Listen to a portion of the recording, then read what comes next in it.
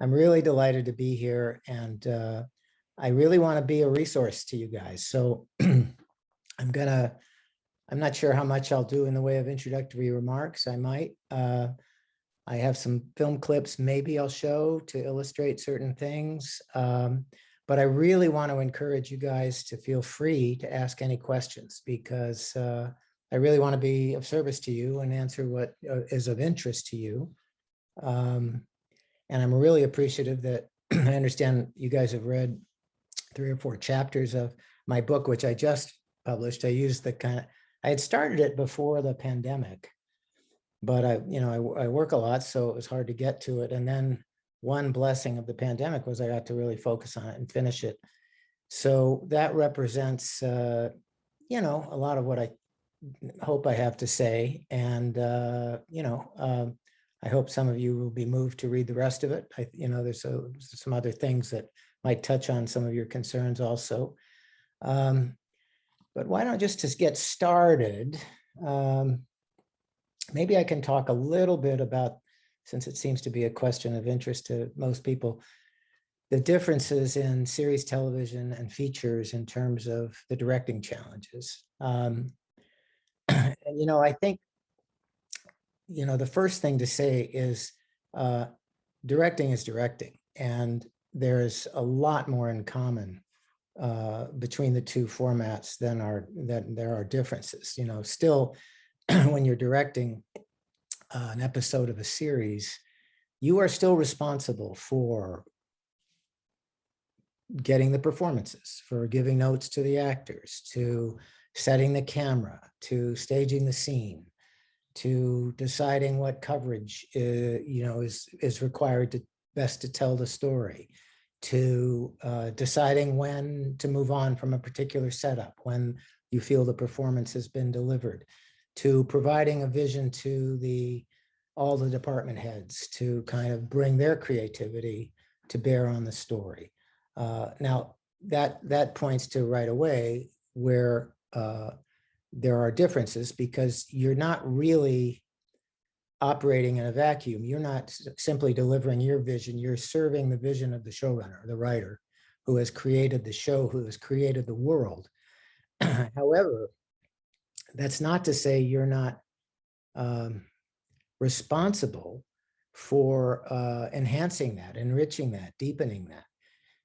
One of the things I do when I approach any project is I have to find a way that I can connect to it. So what that means for me in the early stages is to really immerse myself in the world of the show. This is before I get on set. This is to really understand what is unique and what are the characteristics of this particular story and world.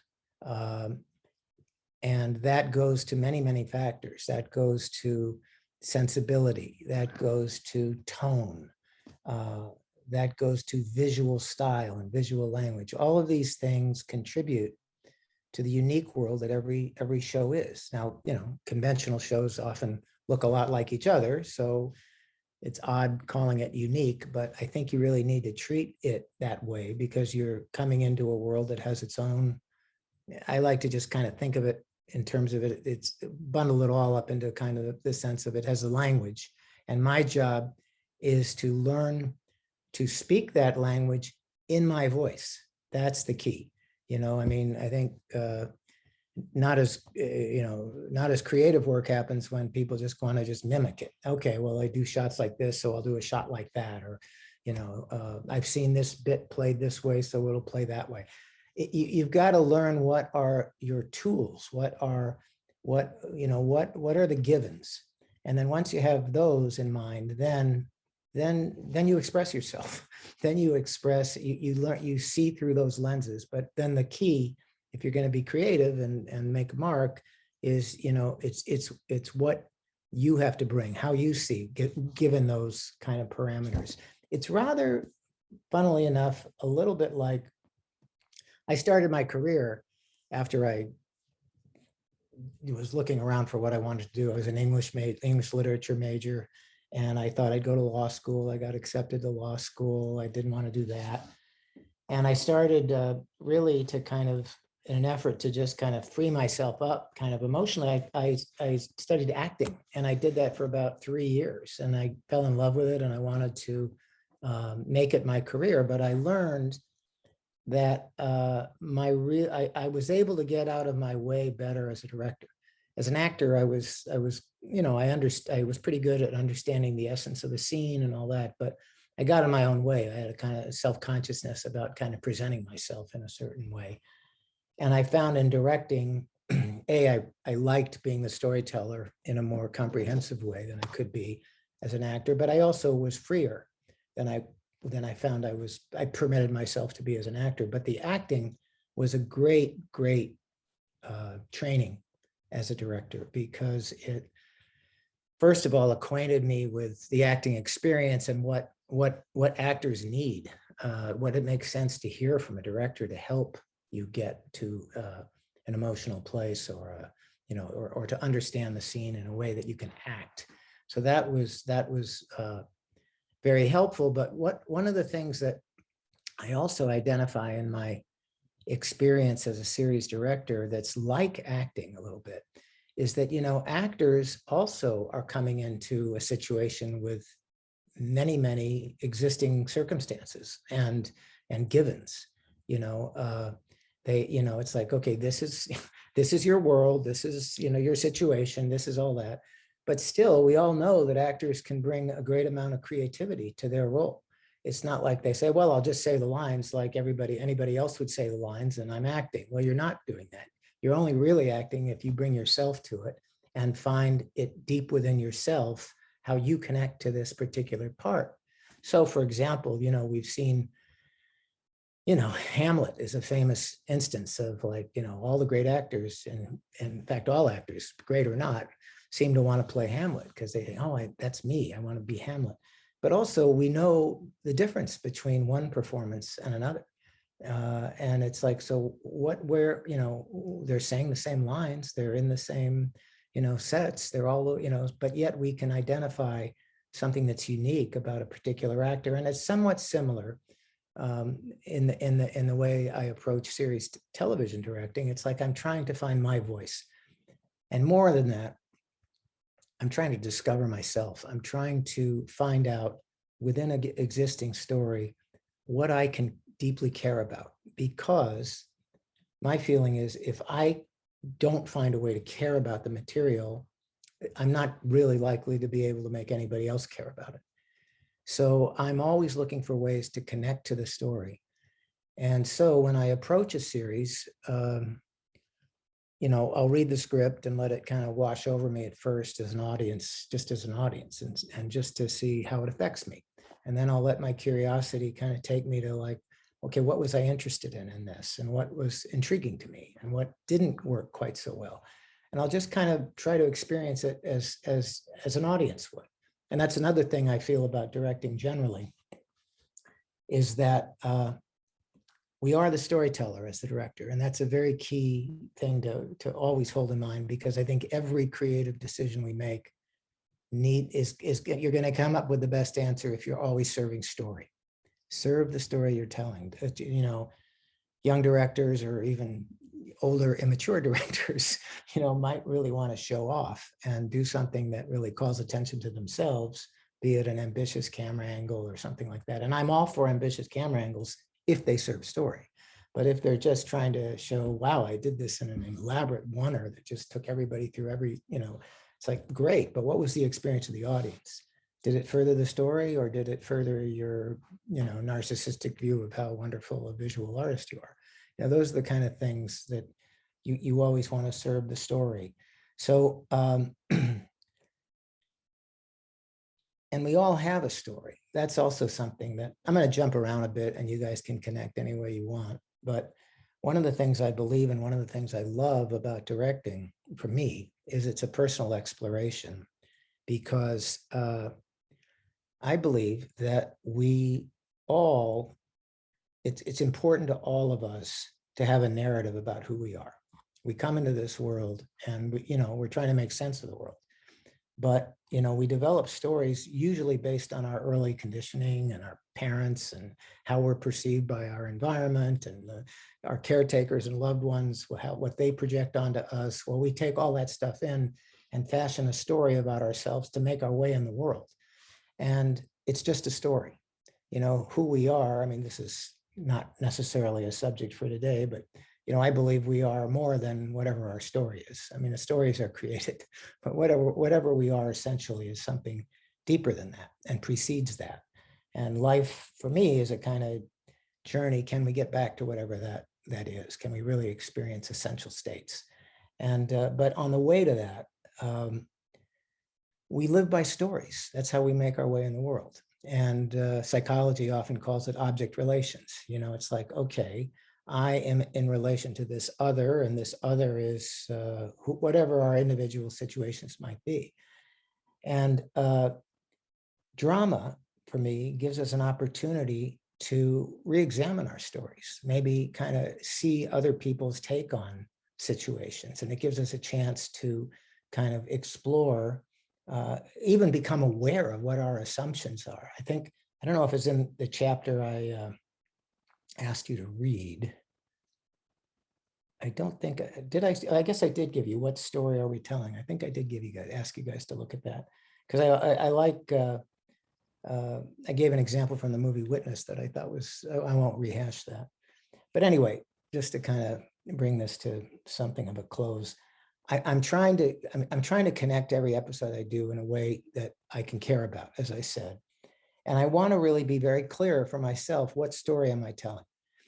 And usually that will mean on a series, it will always mean actually, I'll sit down, I'll develop my own ideas. And then I like to sit down with the writer. And in the United States, we have something in the prep period called the tone meeting. And that's where you sit down with the showrunner and or writer of the episode. And it's the director's opportunity to go through every scene. And I'll really want to develop clarity with them. I said, so, I'll have my own ideas, which I'll just confirm. I said, but what's the story of this scene? Whose point of view is it? What do we want to emerge from this scene with? Where do we want the characters to be at the end of it? What are we setting up? What are the deeper layers of the story beyond the text? What are we, and the writers here will know, and I hope everybody really knows too, that where a story lives is really under the surface. We rarely, as human beings, talk our truth. We are talking in self-protective, defensive, or whatever that might be, ways, sometimes unaware ourselves what our real motivations are. But you as the director and you as the writer, I think, really benefit from knowing what those deeper motivations are. So I'm trying to kind of understand that from the point of view of the writers. And that's not to say it's going to answer all my questions, but they've given it a lot more thought than I have. I mean, I'm coming in, I may not get the script, by the way, until the day before I start my prep period, which is very short. I may only get 7 or 8 days, not counting weekends, so a week and a half maybe, to prep the whole episode, and then I have to start shooting. And the prep isn't just having meetings about the meaning of the story. It's also finding locations, casting the supporting parts, figuring out how I want to shoot things. So if I need to order special equipment, a specialty crane, an expensive item that, all that, it means having meetings with all the department heads to help them in their prep. So you're really multitasking in a lot of ways. But I want to emerge with a sense of why each scene is there, what we're hoping to accomplish from it. So I have an objective with each scene I approach.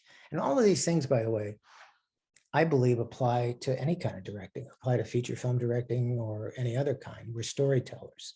The difference in series television is you have this added factor that you're coming into an existing world. You're servicing, as I say, you're serving the vision of the showrunner. You're not going to change that. You're fitting your visual style into the inherited visual style.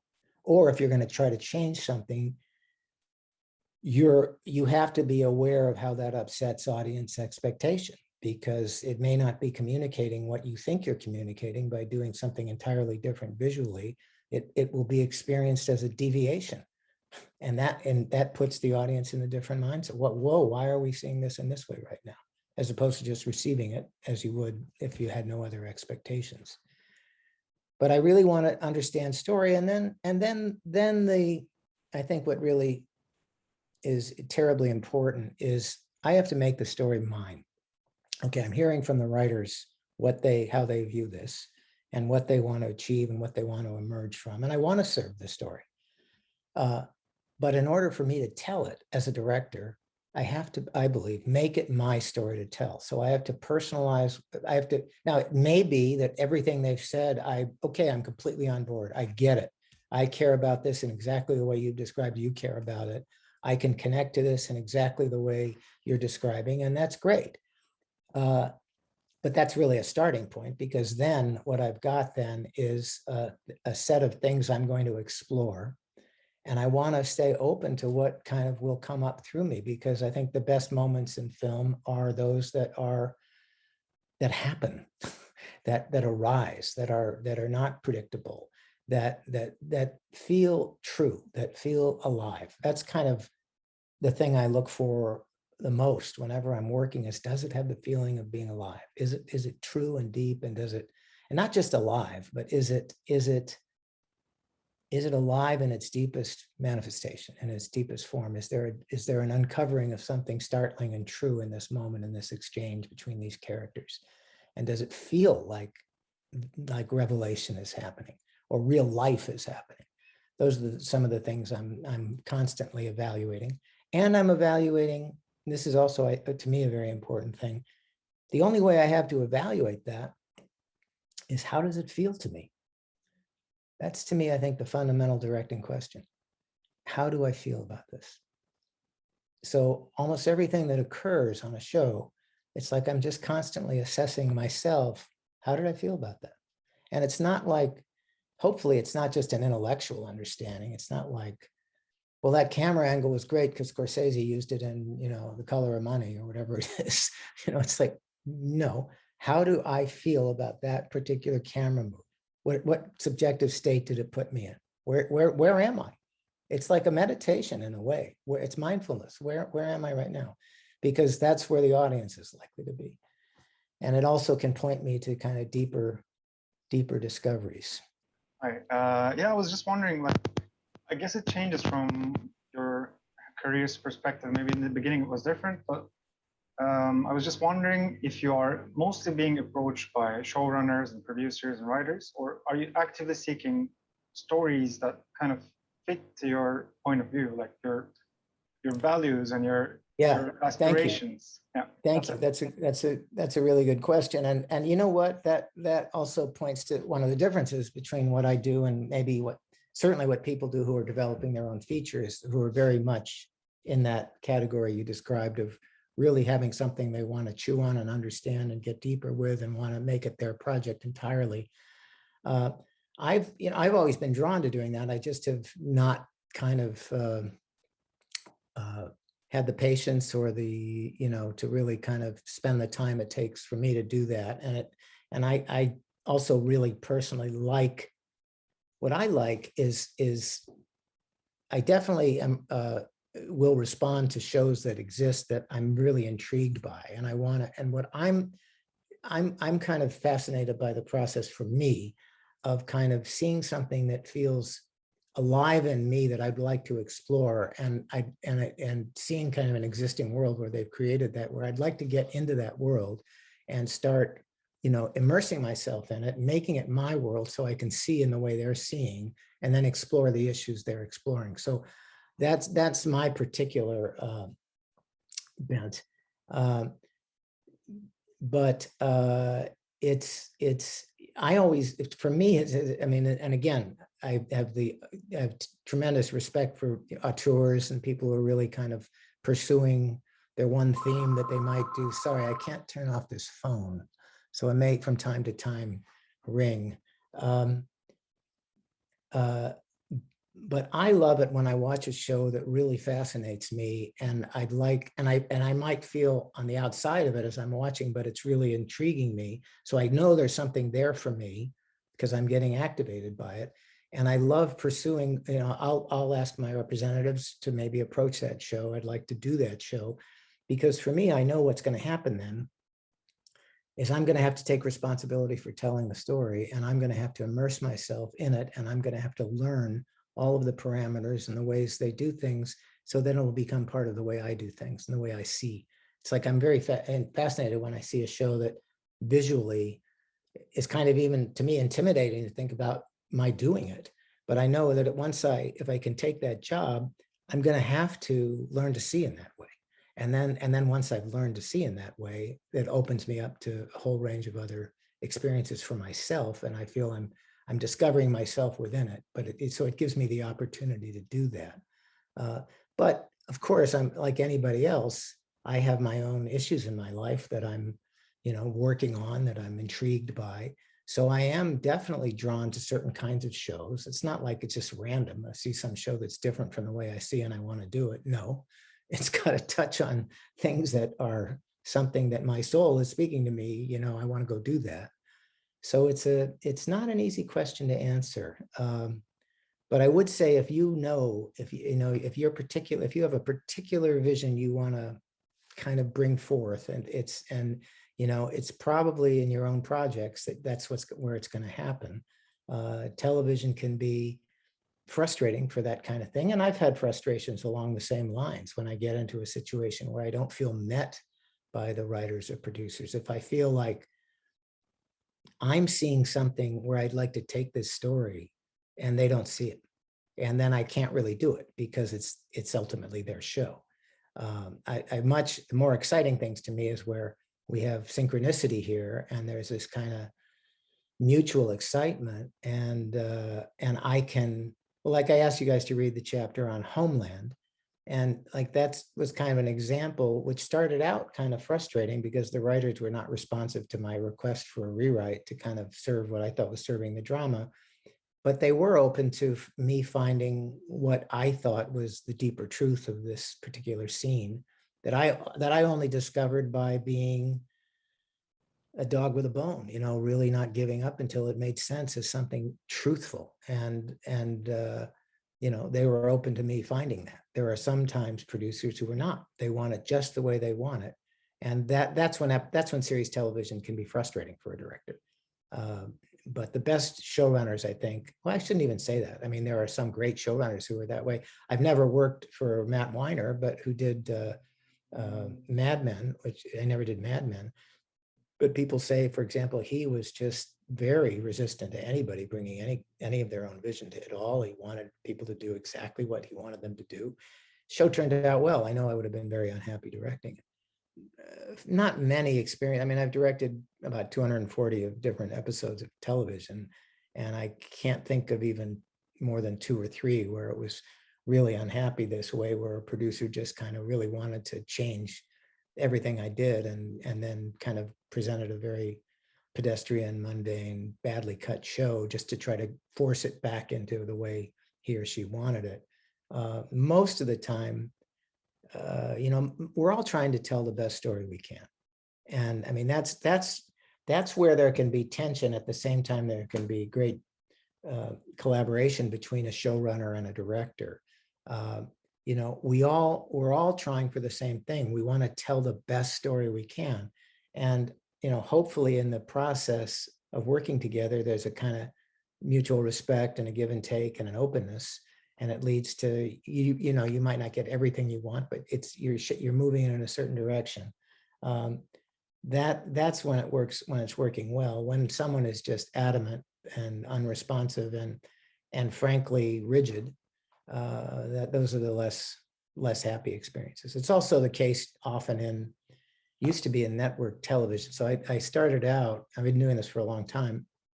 And when I started out directing in the mid 80s, all the way through probably the early 2000s, a lot of my work was on network television. I think you guys probably know the difference of that, right? In the United States, they had the 3 networks, which was just free television. And then along about the time HBO became itself in the late 90s, cable TV allowed for a lot more. That's really that they call the second golden age of television, where more nuance and complexity and interesting stories could be told. And because there was an economic reason for that, because, you know, with the series television, with the network television, it got its revenue from commercials. And so its only goal really was getting highest number of people to tune in, which meant you'd have to appeal to the lowest common denominator in terms of intelligence, taste, everything else. So, you know, often you'd get really formulaic kind of shows, and that was difficult. But when cable came in and people realized, well, we don't need nearly so many people watching, just so long as we have the number of subscribers who are paying for us, we can take a lot more chances, and we don't have to worry about what they call in the state standards and practices. So you could have like nudity and foul language and stuff like that, you know, real life. And so it offered a lot more opportunities. I'm sorry, I was thinking of how it is coming in as a director in a series where there are other directors, how you approach the challenge of conforming to their style in tone and rhythm and color, and how do you do that?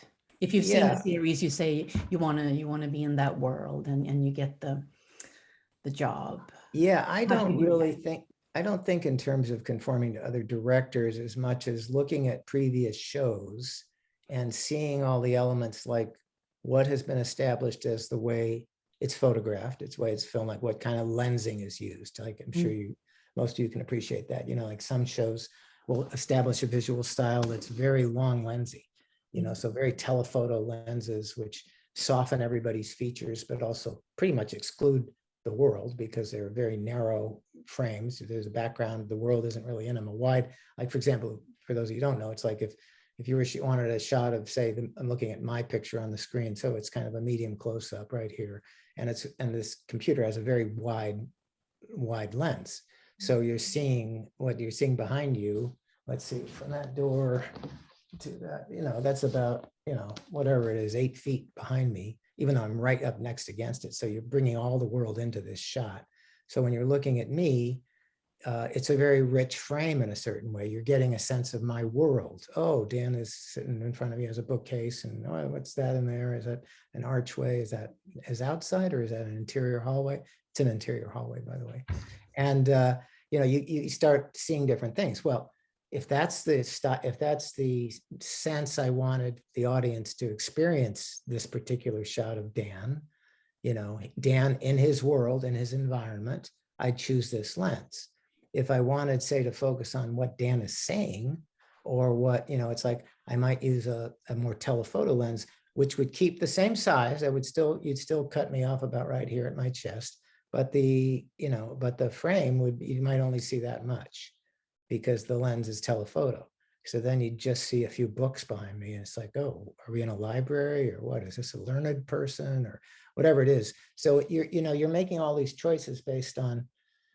So shows will have their own visual style. Some will only use, like, you know, they'll only use wider lenses for close-ups, or they'll use only longer lenses for everything, even full shots, which means I did one show.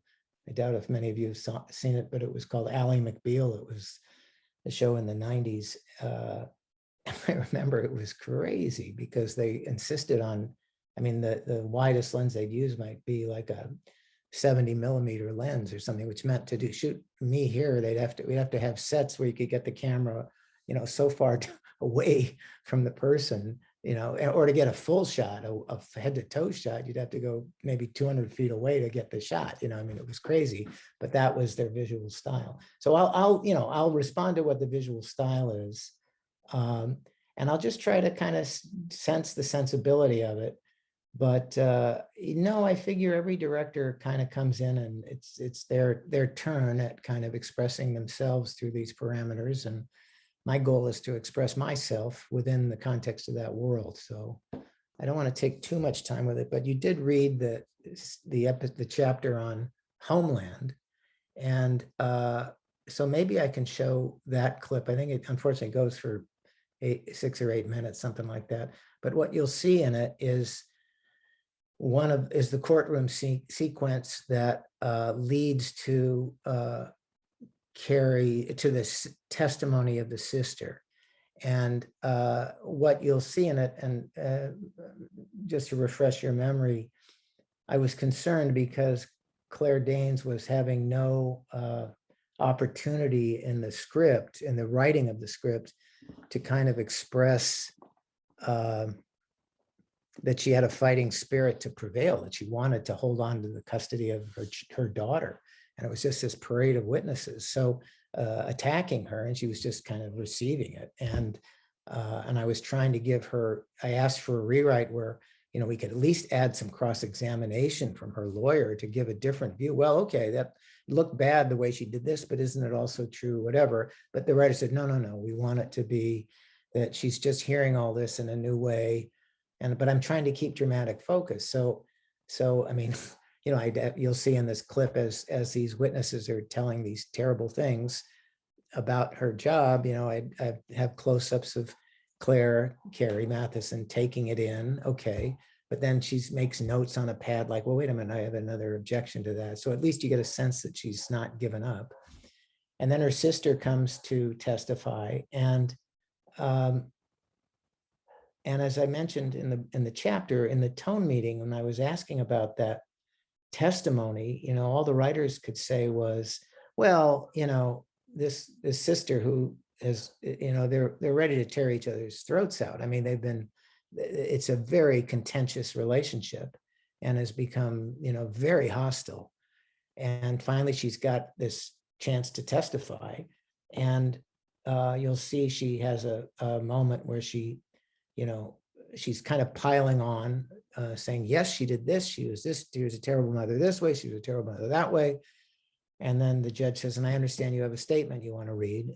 And she says, yes, I do. And she looks at the statement and she puts it down and she just says, can I just speak directly to her? And what the writers had told me their intention was she's just trying to humanize this for Carrie. You know, look, let's not be at each other's throats. I really don't, you know, I just think this is better for this kid. But, you know, this is me and this is you. Let's just be human beings here. And it didn't really work for me as a believable way that kind of approach would make Claire Danes make this turn, Carrie Mathison make this turn to give up her child. And then, and you've read this, so I'm rehashing it. The writers had said the fact that the sister allows that Carrie is in fact a hero is what makes Carrie change her mind. And I thought that just didn't make any sense to me. It just didn't feel to me like, if I were in that position, if I felt this woman is trying to take away my child from me and then calls me a hero and I'm going to melt about that, it feels like I'm not going to be manipulated that way. You know, you're about to get the most important thing. You're about to take from me the thing I care most about in life. And you think by complimenting me, I'm just a pushover? You know, I would think it would almost lead to resentment. You know, that was my emotional truth. And that's all we have. You know, what is your sense of truth? But that's what the writers, that's their justification for it. But interestingly, that's not necessarily the writer's job. The writer will write what happens, and the director and the actors get to try to make sense of it, give it emotional truth. And it wasn't until, you know, as I wrote in the book, the night before that something really clicked for me. And it's also interesting, I don't think I mentioned this in the chapter, but it's interesting because it touches on the question I wrote in the other, and I don't think I asked you guys to read that chapter. What story are you telling? Maybe I did, but it's like I realized I could think of this story differently. It's not, I had been trapped thinking it's a story of Carrie giving up her child. But it's more than that. It's also could be seen as the story of two sisters coming together again, finding each other again, these two sisters. And when I started to think of it in that way, it opened up the door to my considering, well, the only way and again, I had to put myself in her position. If I were in the position of Carrie Mathison, what in this testimony could make me make such a momentous turn? And what came to me was and it was just the night before we were going to shoot it, so I had to really kind of make some fast work talking to the actors about it. It's just like, what if it's the hardest thing this woman has ever had to do, what she's about to say to her sister? What if when she asks for this moment of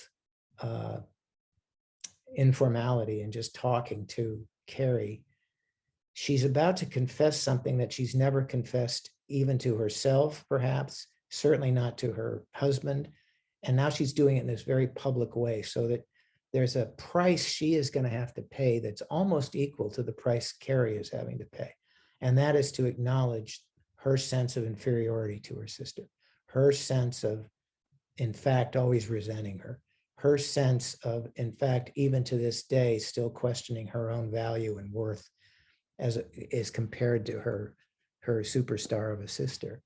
And I thought, if the actress could pull that off, that would make me, if I were in Carrie's position, see, oh, this person is not just my enemy. This person is a human being who cares so much about the well-being of this little girl that she's willing to, in fact, shame and humiliate herself in her eyes, not that she deserves shame or humiliation, but to face the things she'd never faced, to do it publicly. And then I had to justify, well, why would that be? Why would she be willing to do it? And then I just, again, consulted myself. Why would I do that? Why would I, if I were the sister?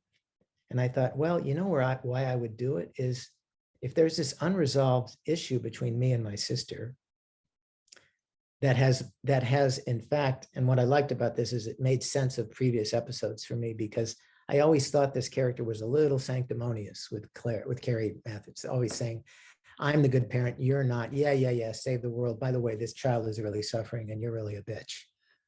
There was a little bit of that quality in those scenes, which was never acknowledged by the show. They just kind of presented it, and which is fine. Not that you have to spell everything out. But now I was making sense of the backstory. And I thought, okay, if I'm that character and that have been kind of passive aggressive with, my sister, that's not why I'm trying to get custody of this little girl. I'm trying to get custody of her because she's dying. She's being terribly wounded by this repeated trauma she's being subjected to.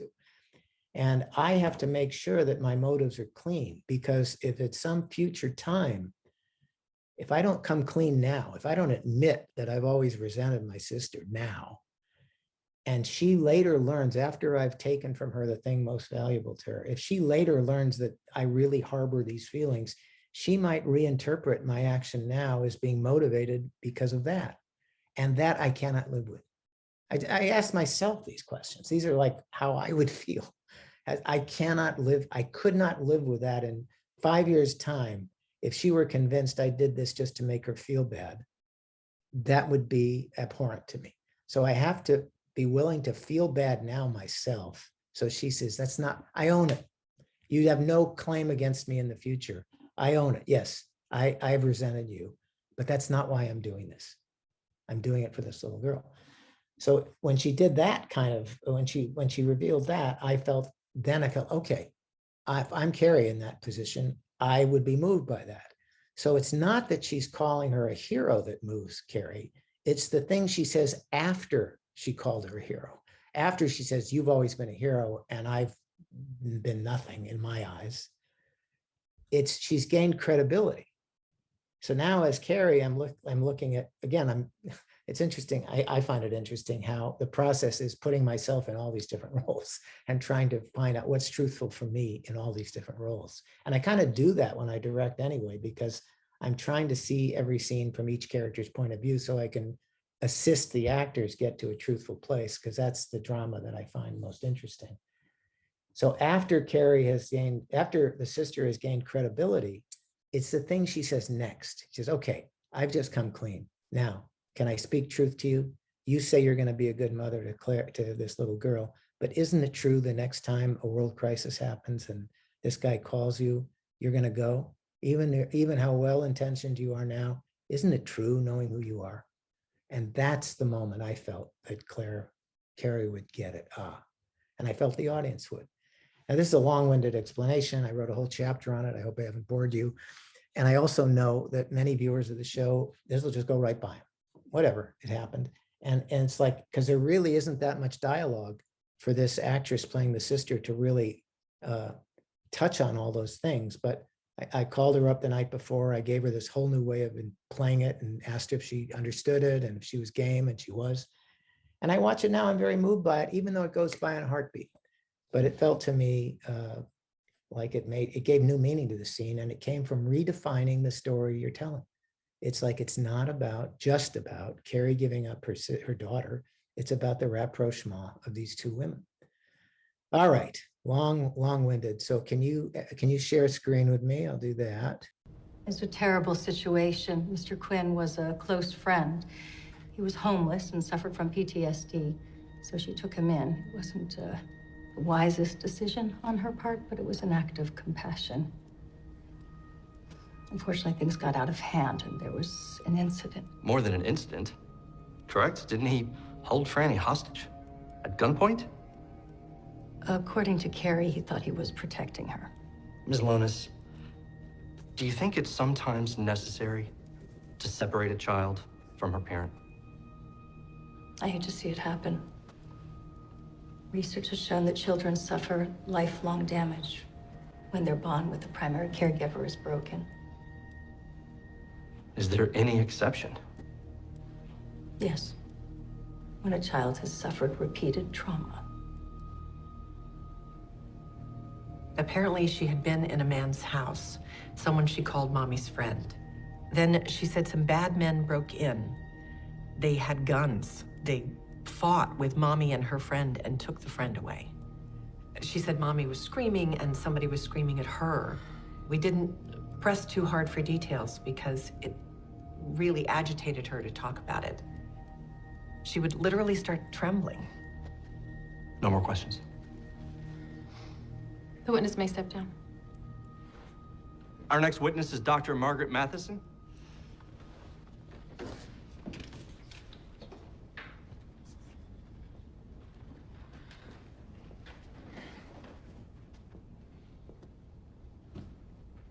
Good morning, Dr. Matheson. Good morning. You're Franny's aunt Yes. and the sister of her mother, Carrie Matheson. Yes. And you and your husband are petitioning the court for sole physical custody of your niece, is that correct? That's correct. You have a lot of experience taking care of Franny, don't you? I've been taking care of her on and off since she was born. And Franny lives with you now, doesn't she? Yes, Carrie and Franny moved in with us about 3 months ago. Was that difficult for you and your family?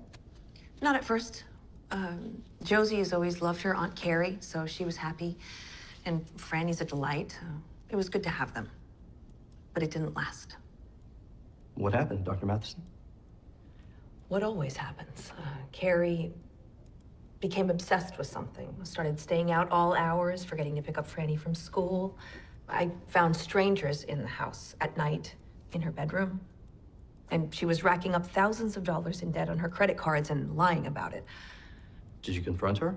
I did, finally. At first, she denied everything.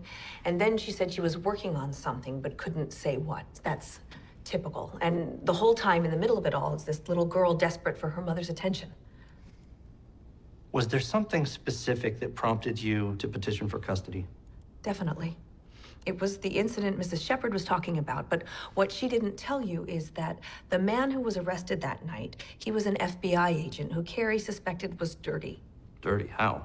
I have no idea. But your point is, your sister thought this was a bad guy, and still she allowed him near her daughter, is that correct? It's worse than that. She deliberately put Franny in harm's way in order to collect evidence against him.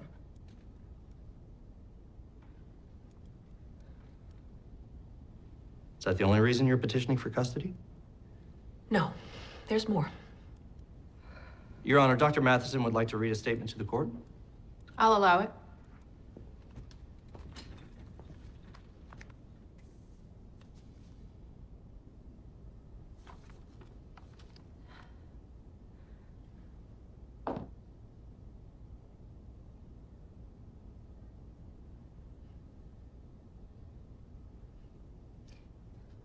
Is it okay if I just speak to her instead?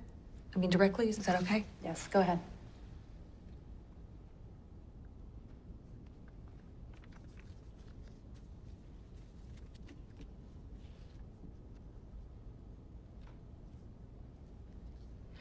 Carrie, the last thing I want to do is take Franny away from you. Then don't. Please don't interrupt the witness, Miss Matheson.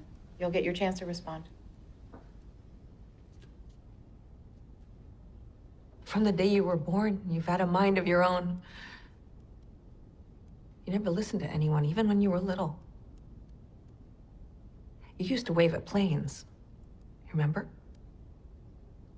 And I would say, who are you waving at? They can't see you, but you would just keep on waving. You were always so fearless too, my God.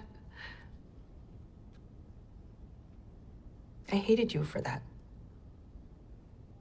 Why was I scared all the time? How come you got to be the brave one? And Dad going around to everyone, calling you his little daredevil until I could scream.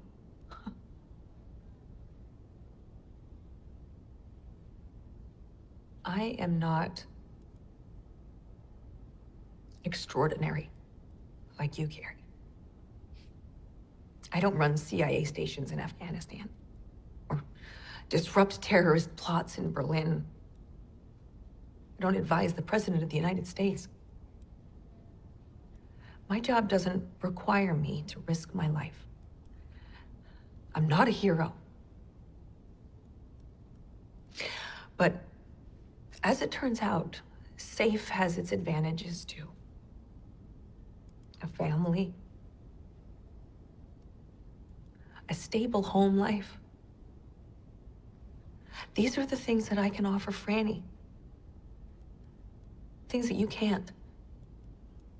It's a chance to be normal. No, I know. Maggie, that's what I've decided too. I have to give it up, all of it. I swear, I'm seeing this very clearly now.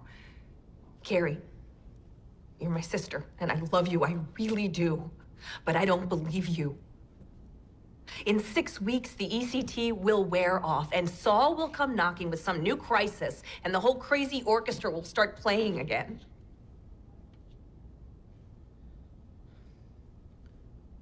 I'm sorry, I really am.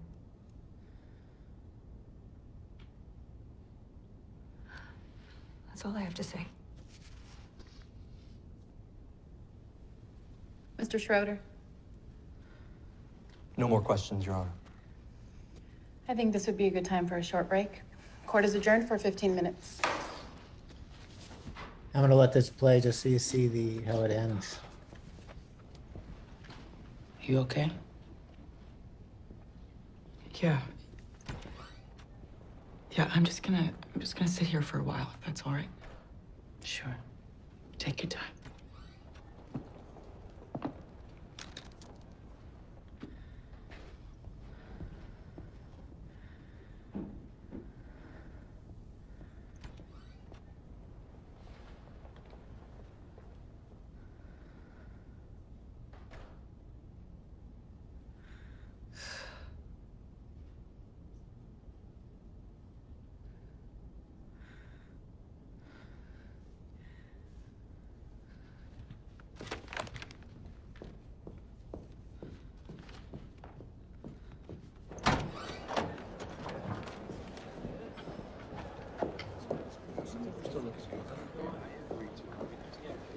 Talk to you for a second.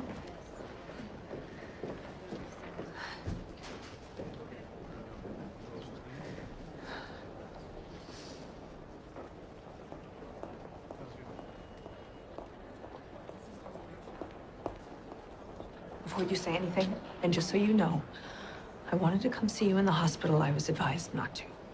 It's fine. Listen, is that visitation agreement still on the table? What? If I sign over sole custody to you and Bill, do I still get to see her every third weekend?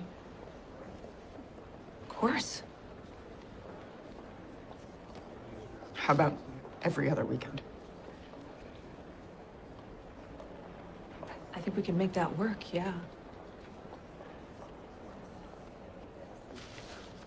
We should get the lawyers then. Oh my God, are you sure about this? I am. Quick, before I change my mind. Okay.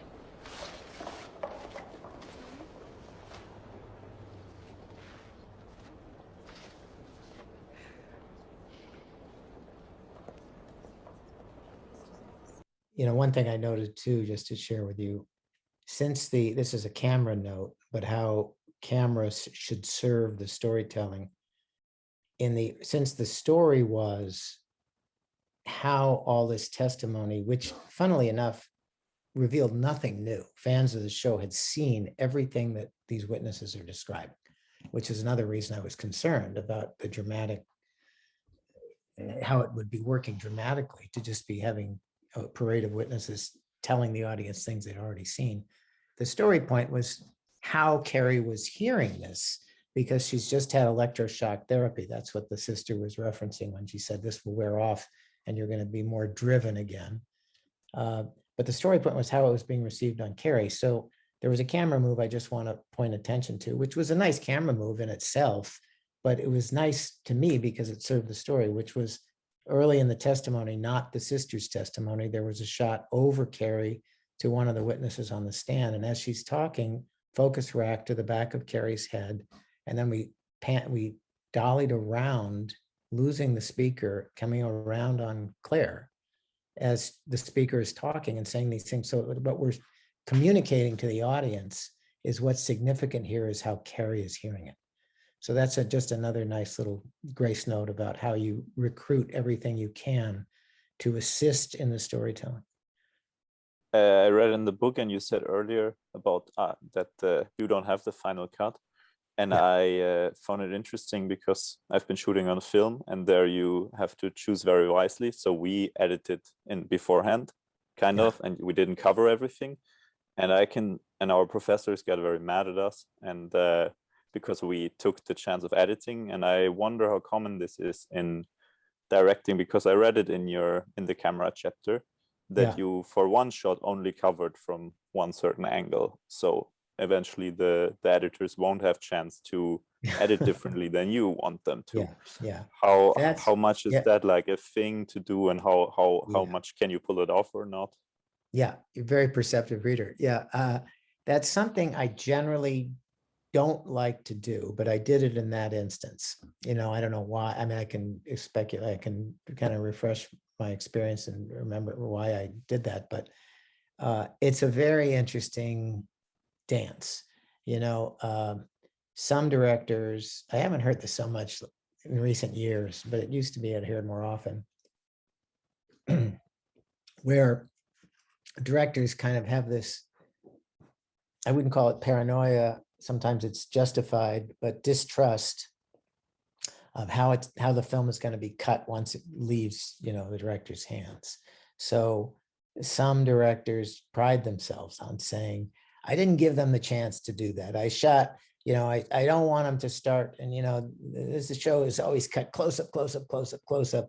So I don't even start the close up coverage until halfway through the scene so that they have to play it in the master, well, you can do that. It's going to really annoy people, like your professors were annoyed, and only you can gauge whether it's worth it. I can tell you in series television, it'll probably get you not hired again, because the producers like the flexibility of being able to change it. And I will say, I have a certain humility, not just about that others might have better ideas, but I might have a better idea when I get in the editing room. So I may think, I really hate to shortchange myself. I hate to, it's like sometimes, like, for example, if I work out, often I'll try to, I incorporate camera moves at the beginning of a scene. I tend to like those as a nice transitional element, getting, transitioning from one scene to the next. I also often like that for another reason, which I think you guys may have read the story on context. I mean, the chapter on context, or what, creating the world of your story, I think I called it, because I also believe it's generally a good idea to try to acquaint your audience with as much information as you can, as early as you can, so they're not trying to figure things out during this dialogue of the scene happening. You can listen with part of your brain to some, oh yeah, I'm hearing that dialogue, but where are we? And wait, what, who, it's like, if they're distracted by not knowing, then they probably are not as fully invested in the moment. So now sometimes you use that to advantage. You want it to be a surprise reveal who the person at the other end of the conversation is, or something like that. But I often try to work in moves that kind of tell everyone where we are and what's the situation and who's in the scene, so that they're kind of comfortable following the exchange.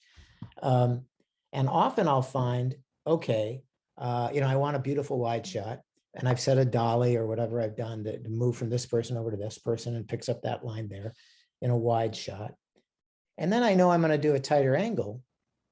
And I often, say, you know what, let's do the same move with a tighter lens.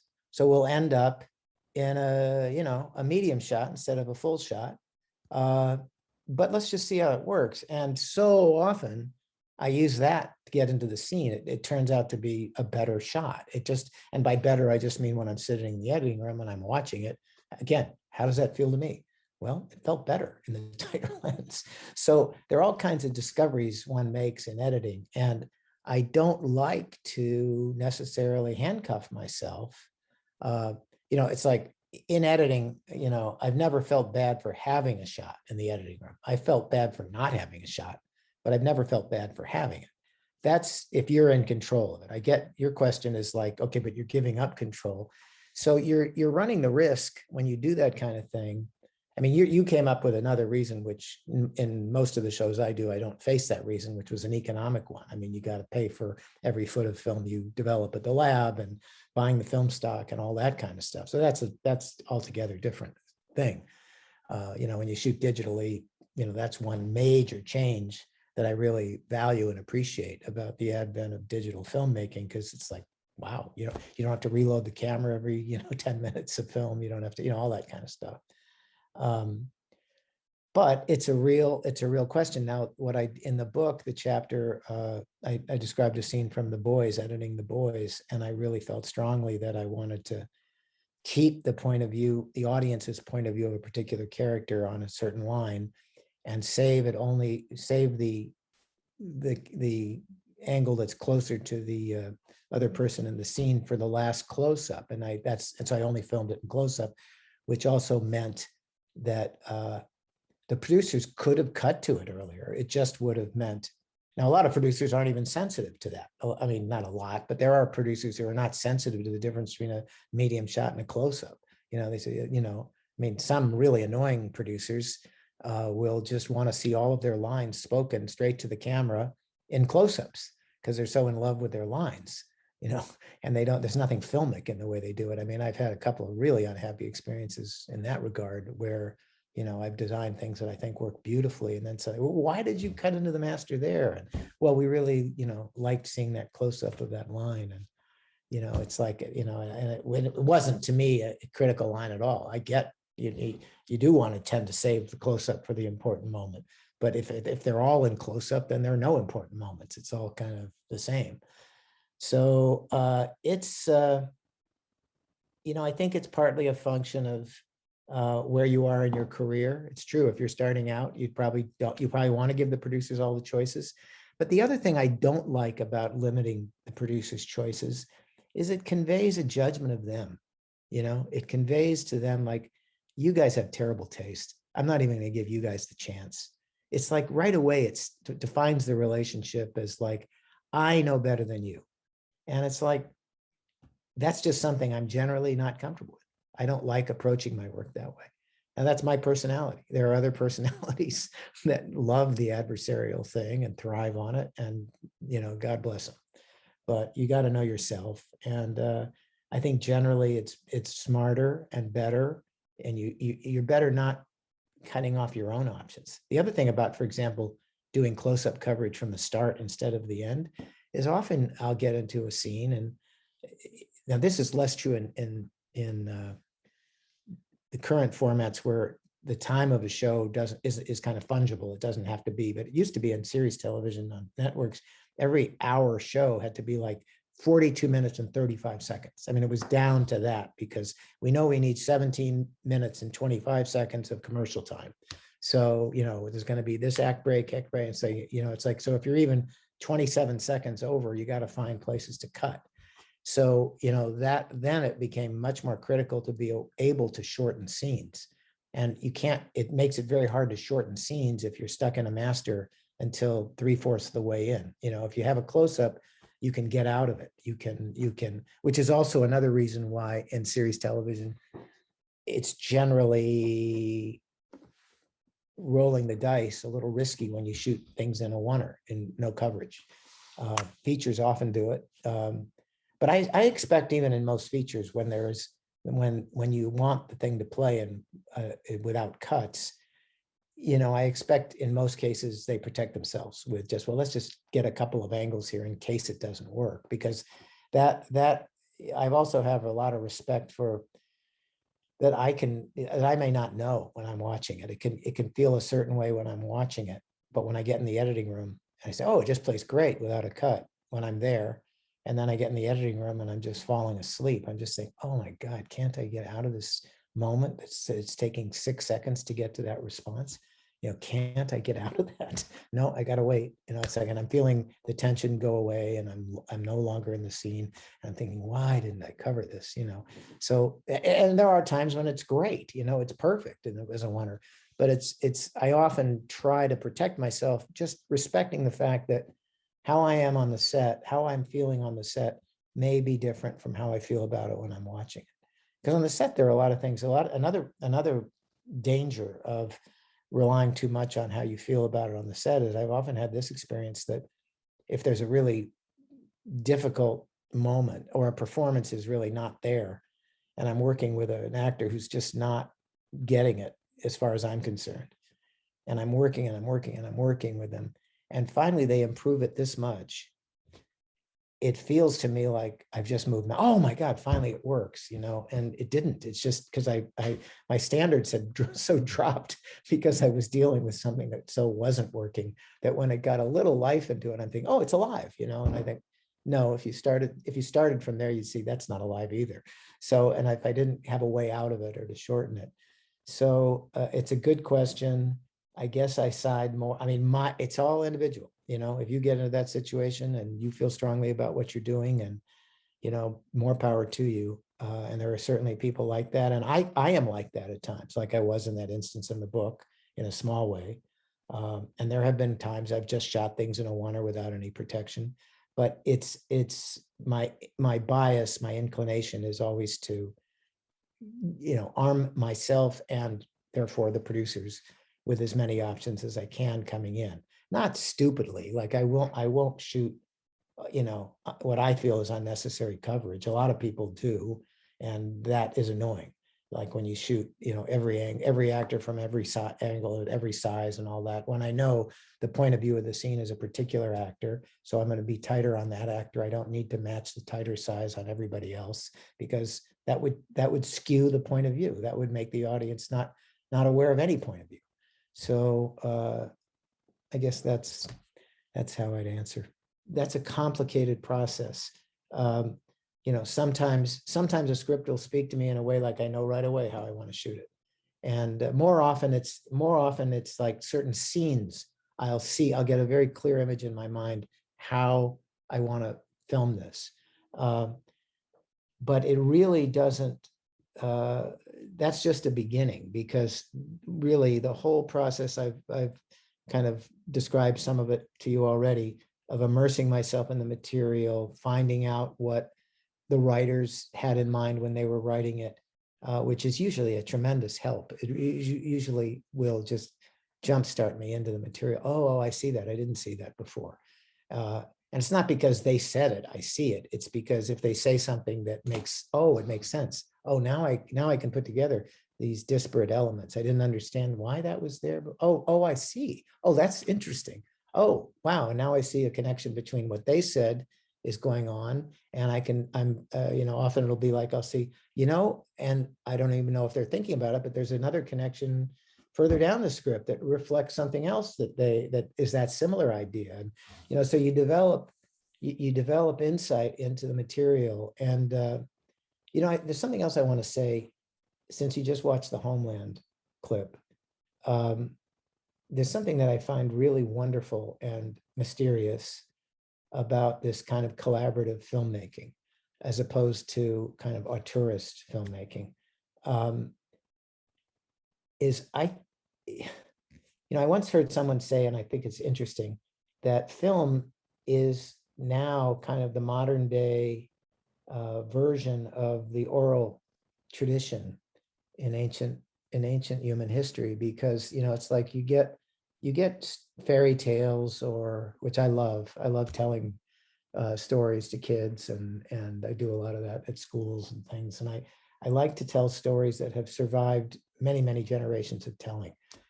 Myth is also could be seen this way, but say in fairy tales, or in any oral tradition. I don't know if Homer is really written down verbatim from however the original poet, conceived it, or whether each person who had to memorize it and tell it going forward didn't change it a little bit, so that what we get has gone through many hands. And in fairy tales, it's the same thing, generation after generation, passing these stories down. Each time they're told, the people who are telling them are giving it their particular twist. And so it emerges as something that is kind of archetypal, deep in the psyche, truth deep within the psyche, because it's not just, I think I'm going to tell a story about this. Well, it's like, no, these stories that have survived in this way have been touched by many hands. And so something has an opportunity to come through that is deeper and more fundamental.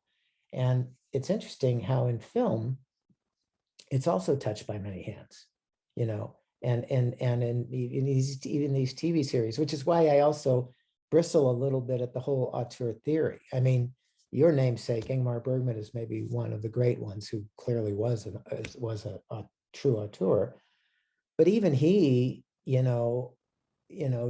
was, I'm sure, affected by whatever Lev Ullman brought to it, or whatever, Sven Nykvist brought to it.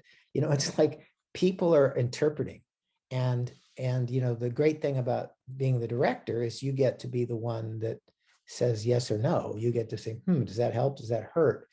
But if you're really honest, I think you would recognize that you didn't think of everything.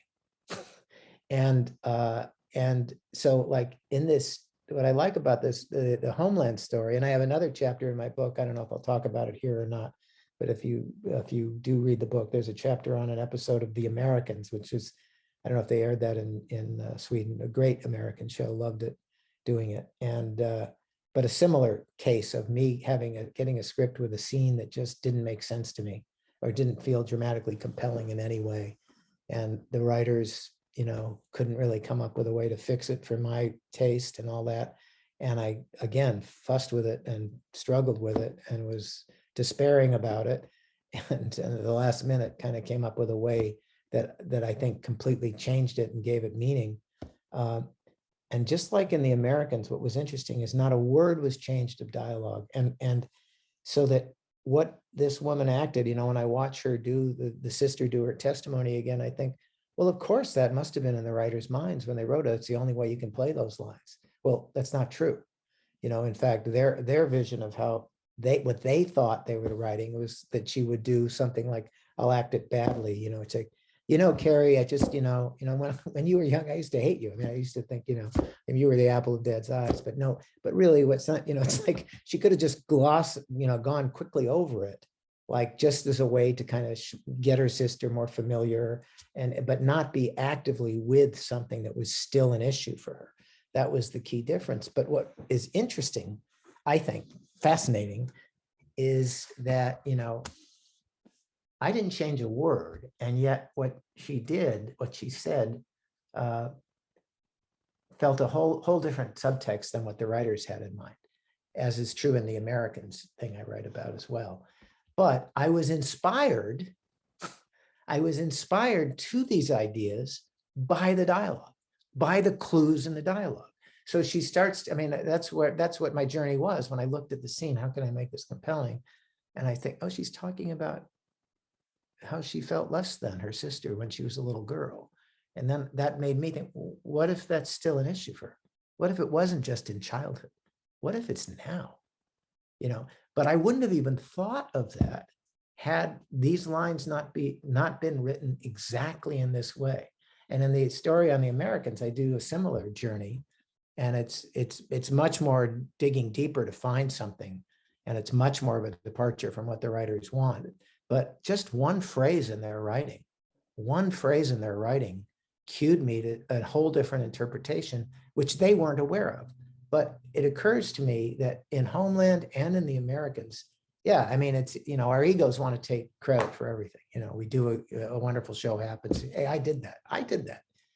Yeah, the truth is, you know, we're all operating in unconscious ways. We all have an avenue to a deeper part, a reservoir of meaning that wants to get expressed. And that's what's great about this collaborative creativity. It's like it's no one person can claim ownership or should claim ownership. That's my gripe with the auteur theory. It's like, yes, someone is in command finally of, as I say, monitoring from moment to moment, and when it's okay, we move on. But you know, the most creative experiences, I think, well, not the most, I mean, there are true individual geniuses, there's no doubt about that. But often the genius is in being willing and open to receive everybody else's genius too. Yeah, it was about the chapter about context that you mentioned before, and I was just, because you described a lot from your perspective as a director, but I was wondering, like, what can we as writers do to like help create context for the director so that it's easier for you to like find this when you're working with it? Yeah, really good question. And I think, you know, well, the first thing I'd say is open to the director, and I'd say in this case, the cinematographer also, you know, open to allow their creative, you know, allow room for their creativity to come in. It's like, you know, you know, you'd be surprised how many writers sometimes want it to be, you know, they'll be very specific about a shot, you know, start on this and move to that and go there. And it's like, you know, that can be, it might be a great shot and it might be something that is a good opening, but it runs the risk of kind of defeating, finding out whatever the other would come up with. But I think it's a really good thing to at least be aware of. And I imagine if you're just aware of it, it will affect how you write it. I just think it'll just be, you know, it's like, you know, sometimes I think about, you know, we all know people who are terrible at telling jokes, you know, and they might hear a great joke and it's just, it just makes them hysterically laughing, you know, but then if they tell it, it's terrible because they don't know how to set it up. They don't know how to prepare the listener for the punchline. Well, that's similar, and it's a similar thing really to just creating context for a scene. It doesn't have to be a joke. It can be just a really important moment. How do I prepare the audience to be affected for this thing? So that I'm sure that, you know, I don't know, not being a writer, I don't know really what I'd suggest, although, you know, you can go far towards, I don't know if you guys have read that really great book by William Goldman, Adventures in the Screen Trade. This was written 20 years ago or so, but there's a very funny thing he writes at the beginning, which goes kind of against what I'm about to say. But he says, you know, as you're a writer, you know, here's a passage, and it says something like, open on the most spectacularly beautiful, crisp fall day that the world has ever seen. And, you know, just, you know, it creates all the subjective feelings that would evoke. And now cut to, and Goldman said, yeah, what about, you know, they schedule that for, you know, March 22nd at 9 a.m. And what if it's overcast that day? How do you create that? I don't know. So, you know, but that was an effort to create context, to create a kind of subjective state. So I don't know. It's a great question. I'm sure if you have some writers who come to talk to you, they might share with it. I'm trying to think, because I've read a million scripts and done a lot of them, and thinking what helps me. There's something tonally that comes through, and it's certainly partly in the dialogue, but since dialogue is often, to me, the best dialogue is often very spare, that really what's rich is the subtext. You're not like saying, isn't this a fantastically beautiful day? And I'm feeling great. How are you feeling? You don't do that. But there's something in the way they speak which will suggest something that hopefully the director will pick up. But I would say there is room in your what do you call it? I forget, but the stage direction, whatever the, the descriptive things leading into it, where you can suggest some things. You can suggest, that I've been helped by that a lot, but it is a challenge, and it is something that feels to me it's more of a matter of interpretive. But I think, in terms of, I guess I'm just talking about visual mood and stuff like that. But there are things in your writing which do occur to me you should address, which is just like I've described, I as a director have to be, I think I've described it for you. I know I talk about a lot about this, that you have to be part storyteller and part audience. You have to be like, wait, how much do I know right now? It's like someone is saying something that I think is very important, but have I made the audience aware yet that what's at stake? When this character, say, makes this admission or something like that, do they know that yet?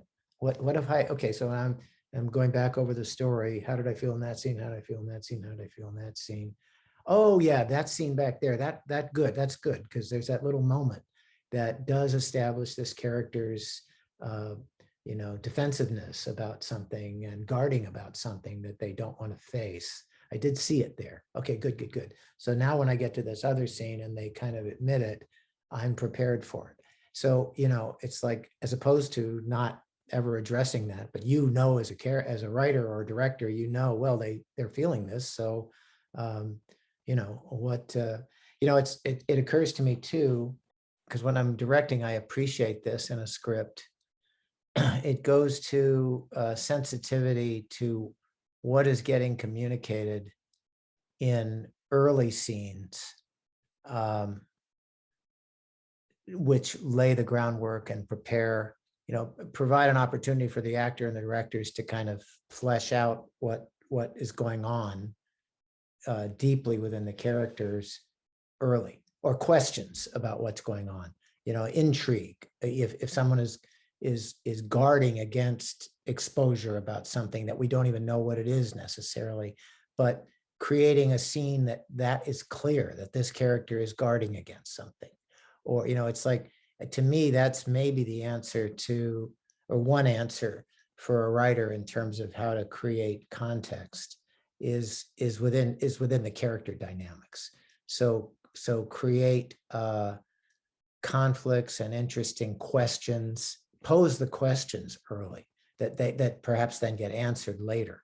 But be sensitive in the writing to establishing what the character issues are.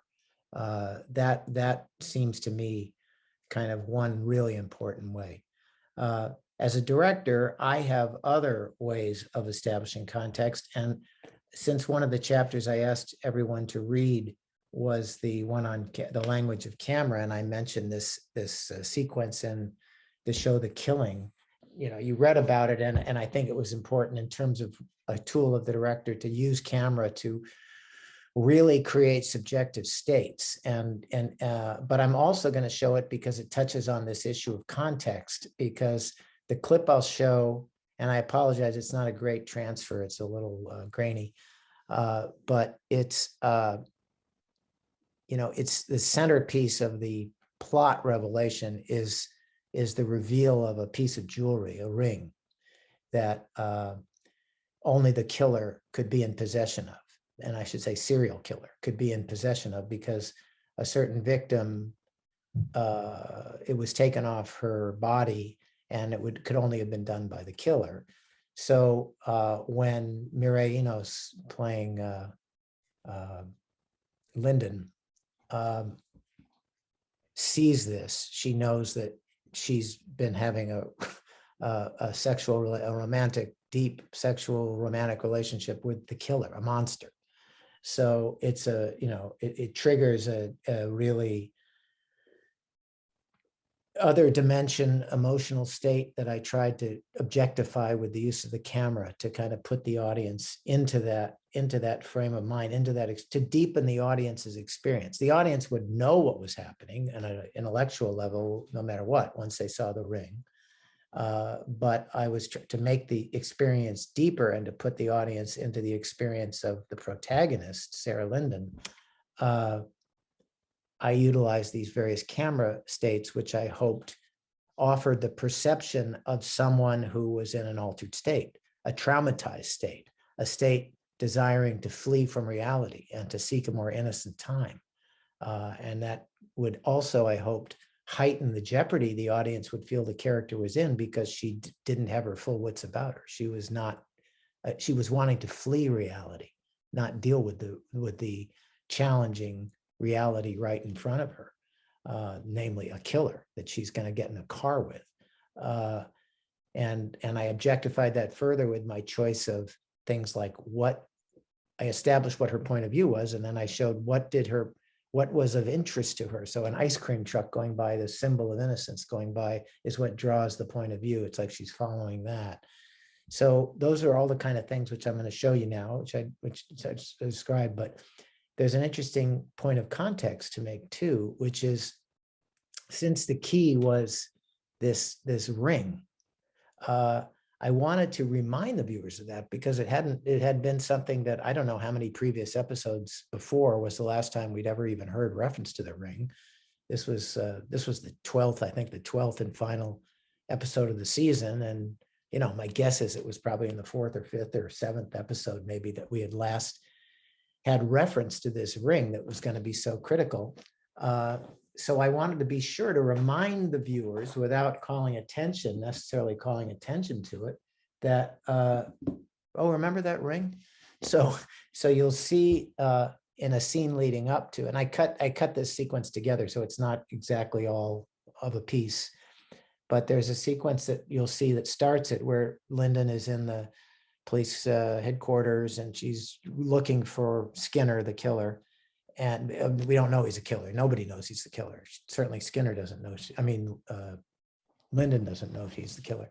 But she's looking for Skinner to kind of bring him up to speed on her investigation. And she's walking around the department, and she stops in front of a evidence board. And behind her, I had blown up a big photo of this ring, which was just among other pieces of evidence that were tacked to the board. But it was the most prominent thing behind her. I wasn't saying there was anything important to it. I was just planting in the viewers' minds a visual memory, even probably subconscious, subliminal. Oh yeah, that ring is part of this investigation.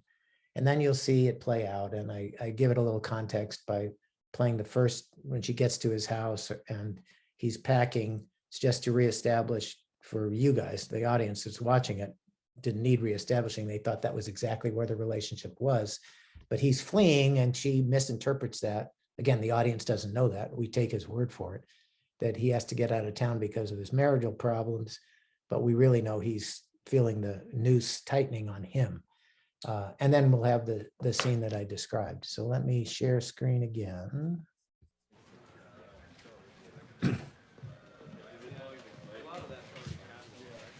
Any word from Skinner? He's not back yet?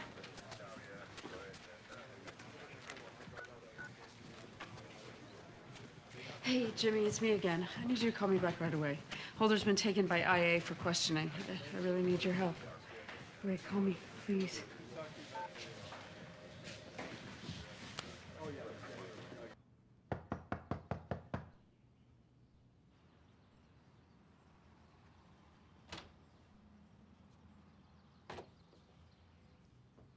James?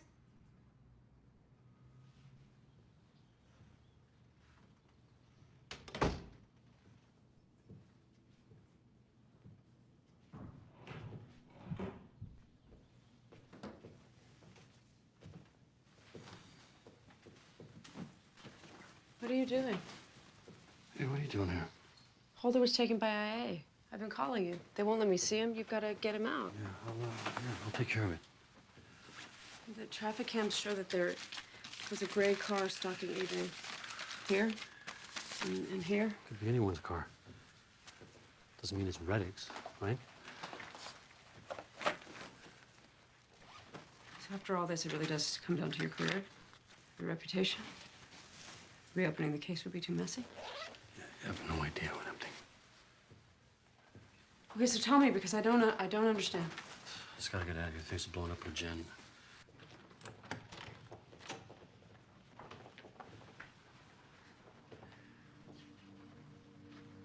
This is nice. Bethany. Bethany, come on. Wait a second. Wait. Bethany. Come here. Just for a little while. Just tell your mom and I work things out.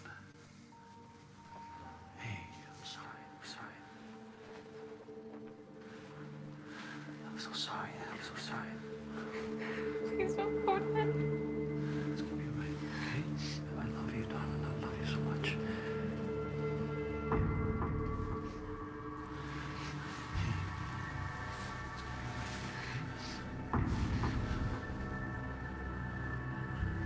See you soon, okay?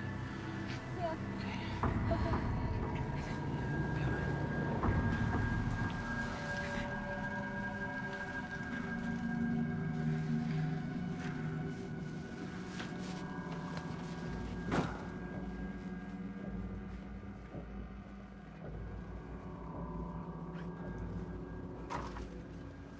That was awful. I'm sorry.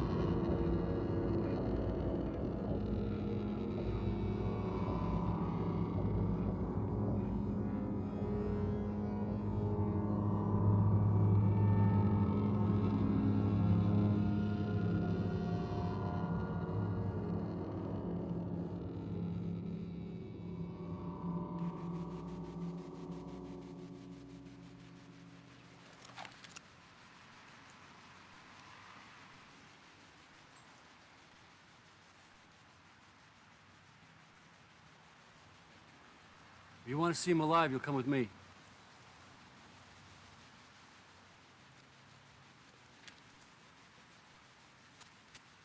Hand over your weapon.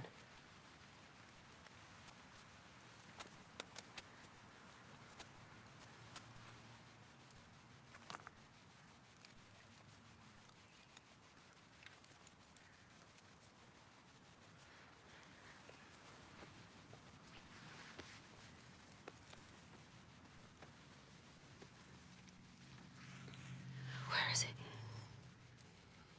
Where is he?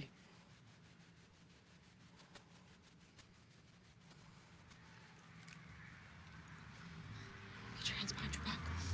If you arrest me now, you never see him again. He'll die out there alone.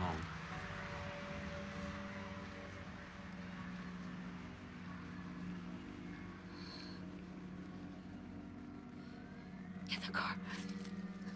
Get in the car.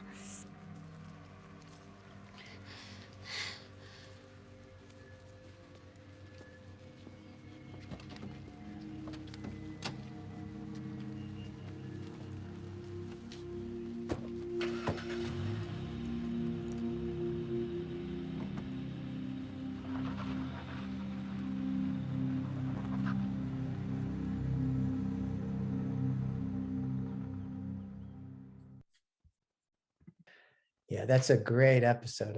You can find it. It's the last episode of the third season, and it's great. Joel Kinnaman has a great part in it because what happens is, I won't tell you everything that happens, but they go on this lengthy this journey together. These two in the car. It's really fascinating, and Joel has a lot of great stuff to do in it too.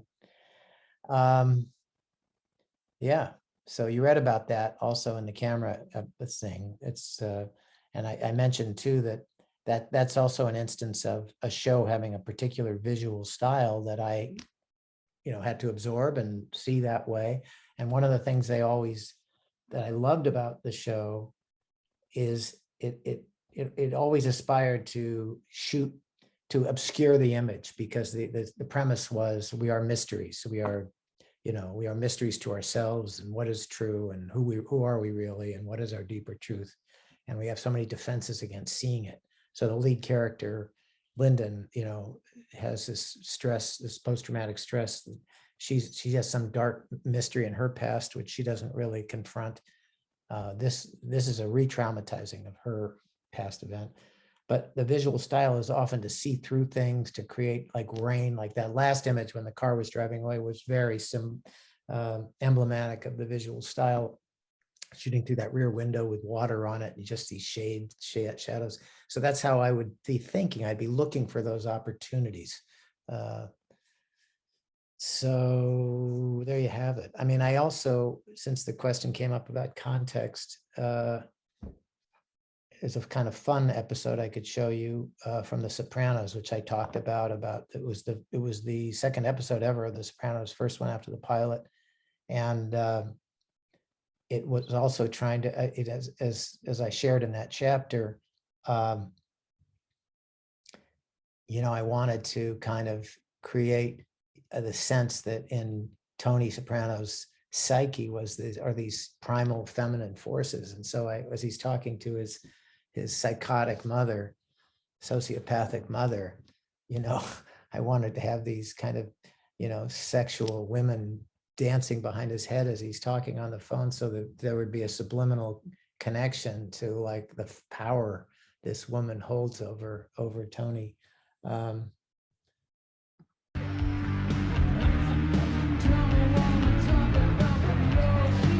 Technology comes to the Bing. Hey, Christopher, where you been? Come on. Let's go. Come on. Hey, Stallone here? Yeah. George, if a guy named Serge calls you, tell him I'll be right back. Tone, these new phone systems hold conference. Sometimes I get confused. How complicated is it? You answer the phone, you take the fucking message. The voicemail only comes on if you let the phone ring. Jesus Christ, Georgie.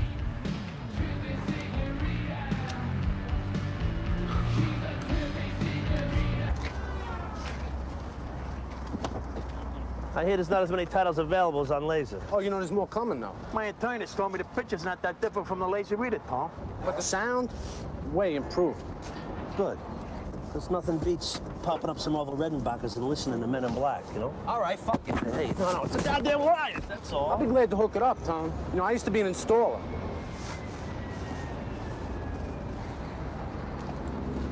Why can't you be nice to Brendan? We discussed that. Oh, I was just gonna come look at it. It's the guy. For you. Serge? Take it over there.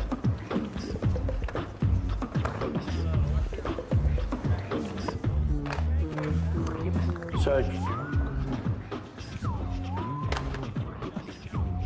You press hold when you transfer a call. I'm sorry, Tony. Now he's not gonna call back. Bren's a good earner, T. This Jack was his plan. Yeah, he's a good kid, but I don't like that methamphetamine. Oh, fuck, I gotta call my mother.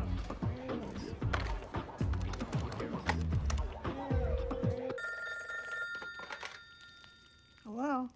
Oh, Ma. Oh, look who calls. How you doing? I was wondering when you were gonna call. Well, you can stop wondering now. This is it. I'm calling you. I called you yesterday, remember? You're supposed to call me back? I phoned your house. Some operator answered the phone. I couldn't understand a word she was saying. Well, how many times I gotta tell you that that's not an operator, it's an answering machine. Oh, fancy, fancy. Here, let me turn the heat off under these mushrooms.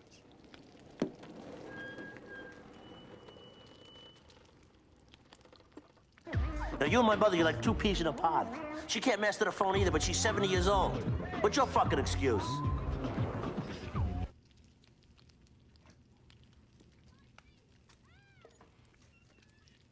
What is she doing now?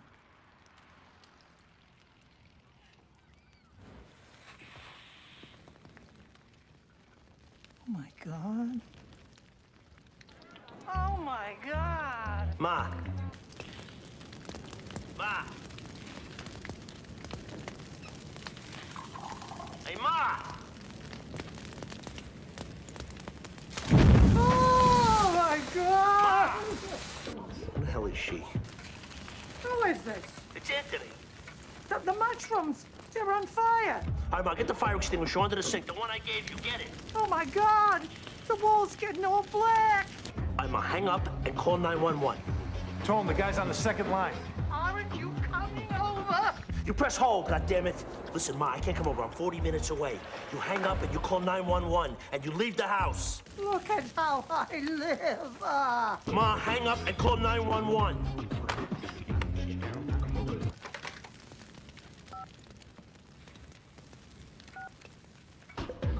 Hello? Carmela, my mother's got a fire in the kitchen. Oh my God. Look, she's calling 911. Can you get over there, please? Yeah, I'm on my way. Thank you, baby. I know you're busy. Serge. Serge. All right, listen, I can't talk to you right now. I gotta go to an outside line. Give me your number. All right, I'll call you back. Is your mom okay? This shit cannot go on like this. Hey, T. Hey, T. Just teacher. They stole his car. You got a plate number? Call my wife. Yeah, so it's fun looking at these clips. Well, another thing that occurred to me when I was watching that is I remember, just to create, because the pilot of Sopranos, established that he was having panic attacks, and that's why he was going to see the therapist. So this was an opportunity to really kind of explore, okay, where does this panic come from? And so I knew that the scene was going to be about, of course, the call from Libya, but I tried to, create as much stress in Tony's life as possible. Like he's juggling so many balls in the air. So everybody who approached him, I tried to they're completely indifferent to any of other concerns but theirs, but they thought they were pleasing him by doing something and they were just adding to his stress. And then when he calls Carmela, nothing was scripted for her activity, but I thought, okay, what could create this kind of wrench being thrown into everything by Livia? So I had the idea, it's like, okay, she's doing her nails.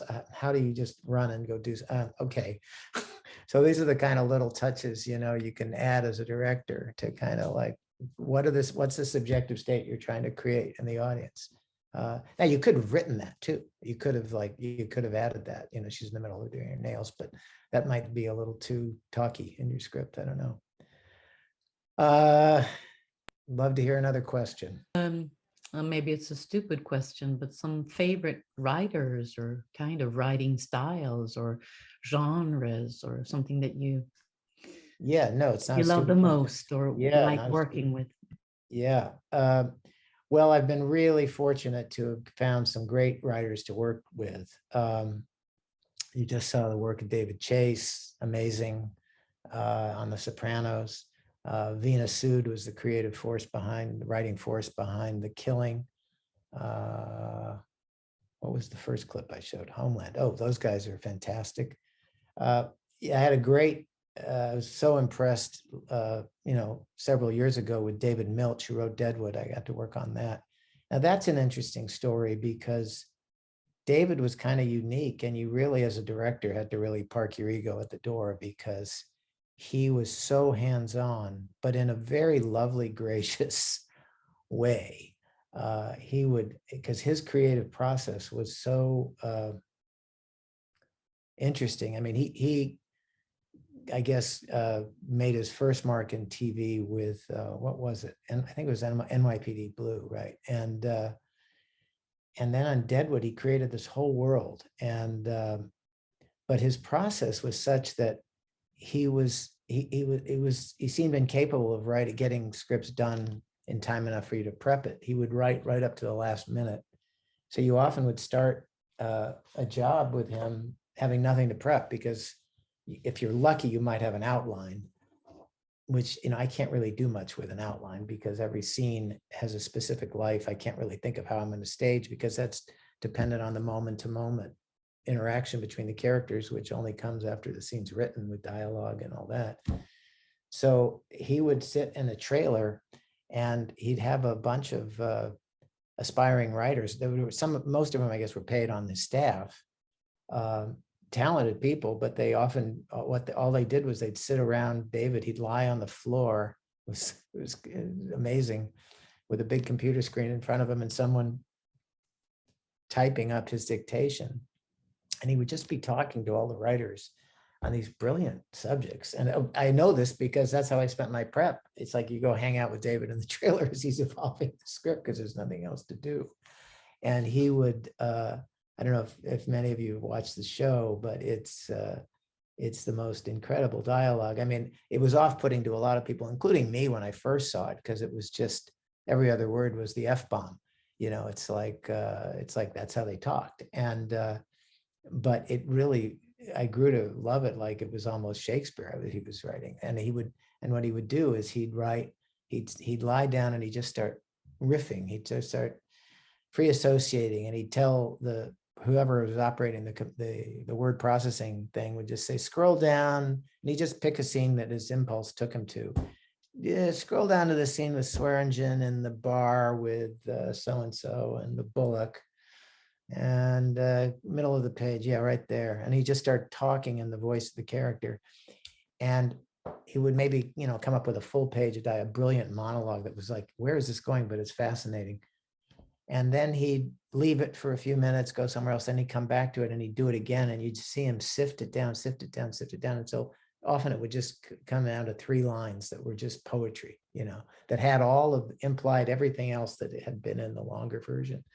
And then when we'd get, and so he'd write this way, and he was never really done. And so you'd start shooting, but every scene, they would call David in, as often happens, that when you rehearse a scene on any show, the writer may be invited down just to watch the rehearsal. And some directors, I guess, feel that's an intrusion. I regard it as, okay, that's fine. I want to hear from the writer if, after I've rehearsed the scene, if there's certain values he or she feels I didn't get or could be enhanced. That's not to say I don't want to be told how to do it, but I like to be told, I'd like more of a sense of this or whatever. And if I disagree, I have a chance to kind of discuss it. But David would kind of come down and you'd read the scene, and in the most gracious way. I mean, he would do this every scene, so it was kind of funny in a way, but he turned very graciously to the director and said, after they'd read the lines for the first rehearsal, he just turned, do you mind if I just talk to the actors a little bit? And I'd say, no, go right ahead, David. And I would take out my notepad so I could write down every brilliant thing of subtext he'd give. And it was like in a graduate course. I mean, he would just talk to the actors. He would tell them the deeper motivations, and they were so brilliant and so unpredictable. And he would actually do something that, if the Directors Guild of America rep heard me talking about, although they knew this was going on, but if they heard me say what I'm about to tell you, they'd say, oh my God, and you didn't pick up the phone and call the Directors Guild and get us down there and say, you can't do this, you're interfering with the director's role. But with David, he was such a genius. It's like, we all wanted him to do this. And it was like, and he'd give the actors physical staging down to the last, gesture, how it should be done and where you should be facing and all that. Some actors couldn't deal with that. Not on Deadwood, they all bought in, but on NYPD Blue, some actors quit because they didn't want to be told how to do things like that. But it was, and so he'd give all this incredible subtext to everybody. And then he'd walk away, and he wasn't at all interested in how it was filmed, and he'd never show up again. He just turned, thanks. And so your job as the director was to try to, recall everything he had said and make sure that that was all suggested in all the moments and all the angles you did. And so it was quite an amazing experience, but it probably would have worn on me had I done many more of them, but it was great. Anyway, that's certainly not the ideal writer I should point to, but he was great. David Simon on The Wire was an amazing writer.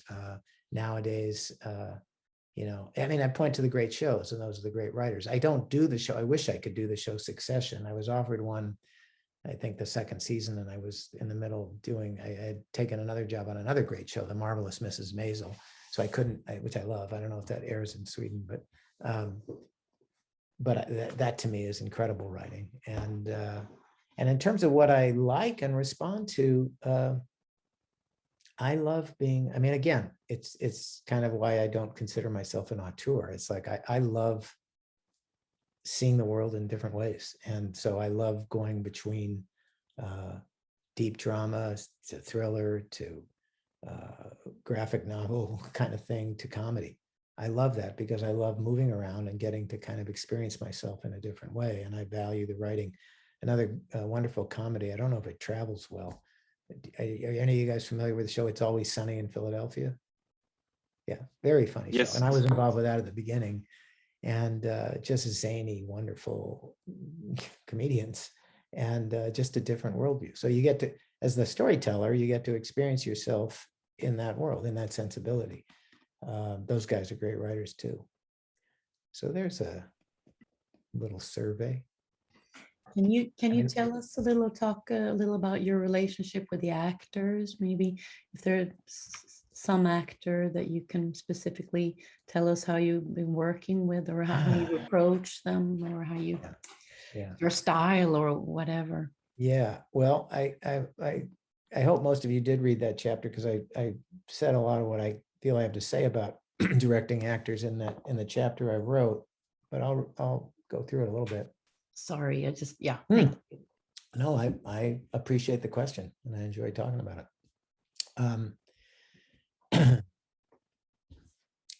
You know, as I said earlier, you know, I feel like some of maybe my very best training as a director were the 3 years I studied to be an actor, because it's a different art than directing or writing, or it's really, and I have such respect for what actors are trying to do and are willing to do. This is not to say I just, you know, idealize all actors. I don't. We're all just human beings. And that's kind of one of the key things about how to approach an actor, is to realize they're not actor, they're person, and you're a person. And you have to kind of help them reach a kind of understanding and a willingness to accept imaginary circumstances that sometimes are very difficult to imagine, that few of us are willing to really enter imaginatively, because they're so upsetting. That, you know, one of the reasons I think we all love going to cinema and watching television is we're watching people experience things we don't want to experience ourselves, but we'd like a vicarious experience of it if the actor can give it to us, a safe distance from it. And so we're asking actors to venture into difficult territory.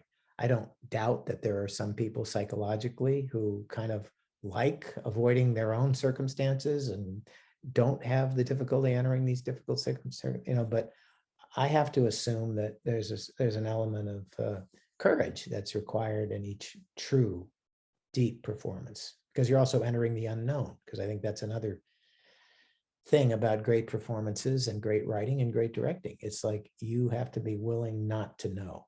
You have to be willing to make you can't make discoveries if you already have all the answers, you know. And that's not an easy state to enter, you know, to be open to finding out what's here, or finding out what's more deeply true than what you're taking to be true, or finding out what's behind your own defenses. What are you defending against? And not just intellectually, can you really be willing to experience it? So I start with a great respect for acting, which is, by the way, the title of a great book on directing actors by a woman named Uta Hagen, who kind of wrote this seminal book. I think she wrote it in about the 1960s or 70s. Great book on acting, which I'd recommend to you. I'd also recommend a book by Judith Weston, who writes a lot about directing actors, and she's a friend of mine as well. And she's got a great book on that. But there are many things, and Judith and I connected only after I'd written my book, and she was asked to review it, and she wanted to connect to me, and we saw the similarities in our approach in so many significant ways. There are certain things, you know, and all actors are different. Like, okay, so you just saw the Homeland thing with Claire Danes, amazing, amazing talent. And like with Claire, you know, she's somebody that you can appeal to on all kinds of levels. You can appeal to on an intellectual understanding of something, and you can trust that she's going to translate it and make it real. You can also appeal on the emotional, you know, area, or on the imaginary circumstances. She's just kind of consummate in her technical skill. She amazes me because some actors like in Homeland, there's this difference, you know, you have two actors who are the leads who could not be more different in their acting style. You have Mandy Patinkin, who plays Saul, and Claire Danes, who plays Carrie. And, you know, Saul is a very method guy, and he, you know, will have an instinctive, intuitive hit on how he's going to play it. He gets very interior. Don't mess with me. You know, I've got this, you know, even though as a director, I can't ever accept that I can't approach an actor, but I can respect, you know, how I can figure out ways to, you know, let them feel safe when I approach them. Claire has something which, you know, since I attempted acting, and I knew how hard it was for me to sustain my focus in an area that was outside of my own comfort zone. You know, I would be more in Mandy's camp. I just I got it. I know, don't, you know, but Claire always amazes me because it's like, you know, she'll play these incredibly intense moments, like the one at the end of the clip you said, where she's telling her sister, okay, no, don't let me change my mind. And you'll cut and she'll be just herself again. Hi, what'd you think? Oh, someone will bring her a note. Oh, that's funny. Let's go back. And you'll roll again. And it's not fake, it's real, but she's able to instantly go to it. Very few people can do that. But in approaching actors, there are several things that come into play. I think, you know, less is more. If, you know, you know, I always want the actor to feel as much freedom as possible, as much that it's his or her own performance that is tapping into their own resources, because that's when, you know, you have a better chance of them accessing surprising things, you know, that they're going to find from within themselves. But that's not always possible, because they may be not understanding something, or they may be playing a moment that's not appropriate here. So you have to kind of be able to approach and focus them. Again, everything relates to story. What's the story we're telling, and what is this moment in the story? So, you know, that's something that, you know, people often ask me, well, if you come into a show in its third or fourth season, you know, how can you say anything to the actors? They know more about it than you do. And I said, well, in a certain sense they do, but they don't necessarily know more about the story we're telling at this moment than I do. And they don't necessarily know what's appropriate at this moment of the storytelling. And they don't necessarily know what aspects of their backstory I think are relevant to this moment in the story. All of these things are very specific to, you know, the story you're telling. Every story is unique. Every story is, I think of it as a life, and every life is unique. And so, you know, I often am in the situation of directing actors who are very familiar with their character. And it's very hard when you're just coming in for the first time, because that's what's odd about being a guest director on a show. It's like, you know, you're the temporary person and you're being asked to kind of lead. And so you need to develop trust, and that's not an easy thing. So, and that's a whole other kind of question. But I think that one short answer to that is you got to be authentic, as I think you always have to be. You're always best served in dealing with actors if you come from an authentic place, your authentic self, you know, because you want them to be authentic, if only that. And you also want them to trust you, and you want them to be open to what you're about to say.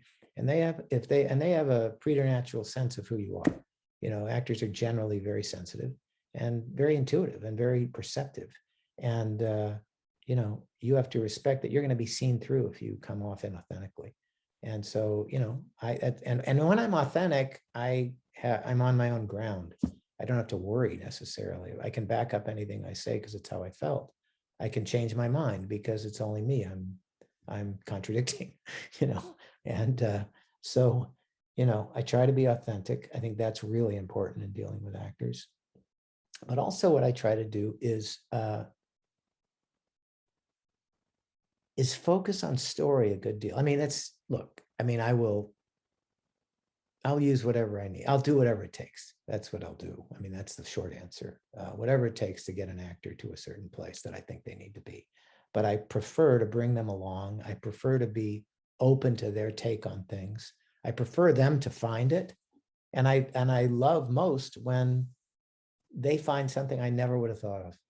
That's really exciting. When they deepen my understanding of a moment, of a part, of a character. And the great actors can do that, but even they need help, often. You can't just, have such over reverence for the acting process that you're not, I shared a story, I think it was in the chapter on acting, maybe you read it, I was working with a famous actor whose name shall not be mentioned, not because he probably would mind, but because for what I hope is a clear, obvious reason. I had taken this job mainly because I wanted to work with him. He was so fantastic. And he was also intimidating and to me in a lot of ways. Some of it, I mean, he doesn't just play those kind of parts. He also can play comedies, but he's got one of the most commanding, forbidding presences when the part calls for it. And this particular show called for it.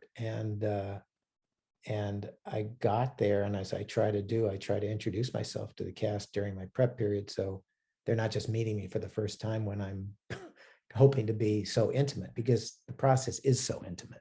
That's what I love about it. And so I introduced myself, and he's got this kind of calm about him at times, which really can be border on coldness. And it's like, I felt like I was trying to ingratiate myself. Oh, I've really been a fan of your work. And it's like, he was just kind of nodding his head, and I couldn't shake the perception, the feeling that he was just looking right through me, evaluating me. And I was becoming more self-conscious. And I left the discussion thinking, oh my God, did I just make a fool of myself? He probably has no respect for me. All these kind of, neurotic concerns, which, it's our own personal baggage. Unfortunately, it's something we tend to carry with us. And so I thought, okay, well, anyway, we'll get on the set and we'll work together. And the first scene I had with him, I was really looking forward to seeing what he was going to do. And because it was one of these scenes which I just knew was going to be chilling and scary. And he played it. I like to, my approach to directing actors is the first thing we do is I'd like to just run the lines, because I want all the actors to just hear the words.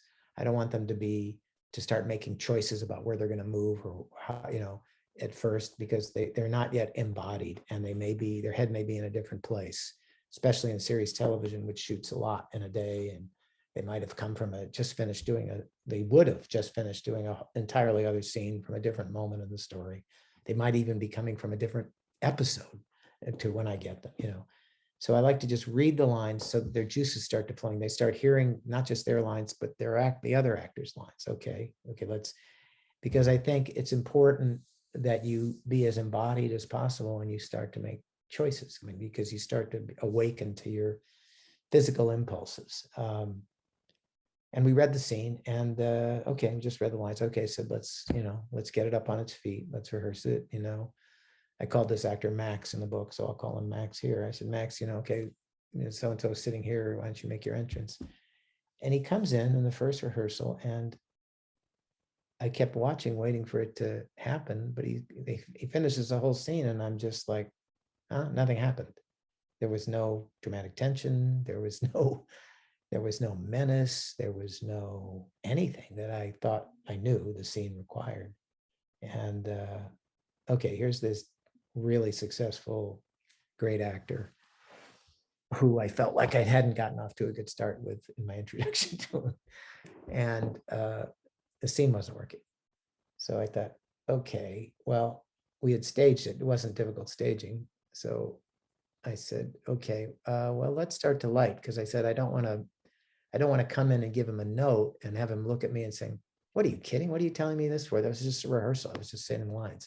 Were you actually evaluating me, thinking that was my performance? Where did you just, is this your first job? That kind of thing. And so I didn't say that. I thought maybe he's saving it, maybe he's saving it for when we actually will. So we light the show, and we come back and we do the first take, and he does it the same way. And I'm sitting here thinking, okay, so I'm going to have this conversation. And it was challenging. And I thought, okay, how do I approach a world-class actor and tell him basically, well, I won't tell him that it sucks, but that's how I feel, that it was just terrible. So I can't tell him that, but I got to move him off of his choice, get him to see the scene in an entirely different way. And I had to think hard, okay, as you do in series television, and I think it's also good generally with actors, is to be able to be concise, be able to, don't over talk it. Sometimes when writers want to talk to actors, which is generally not a good idea, because writers think differently. They see the result, and they see a lot of result things, but often this is not true of all writers. Some writers are brilliantly aware of subtext and all that. I mean, and deeper motivations and intentions and all that. But some just over talk it. Even those who are thinking about those things, they may talk about 12 different inner intentions, and but it's also this, and it's this, but also this, and where there's this, and it's like I can just see actors' eyes glaze over because it's not actable. It's like that requires so much work for the actor to, okay, how can I internalize all these conflicting things? You want to get to a point as an actor too, where you're only playing one intention. Now that intention can be complex, but you're only playing one thing. And so you're trying to get it to there. So I was thinking, what can I say to this actor? And the particular scene involved him coming in and telling the other actor, they have a long history, but telling him that how when he first met him, he essentially had contempt for him, and that over the years, they've developed a different relationship, which has changed things, and that he really hopes that this character will do the thing he wants him to do. And he had played it just literally above board, had taken that as that's the actor's intention. I'm just gonna be a nice guy talking to this guy.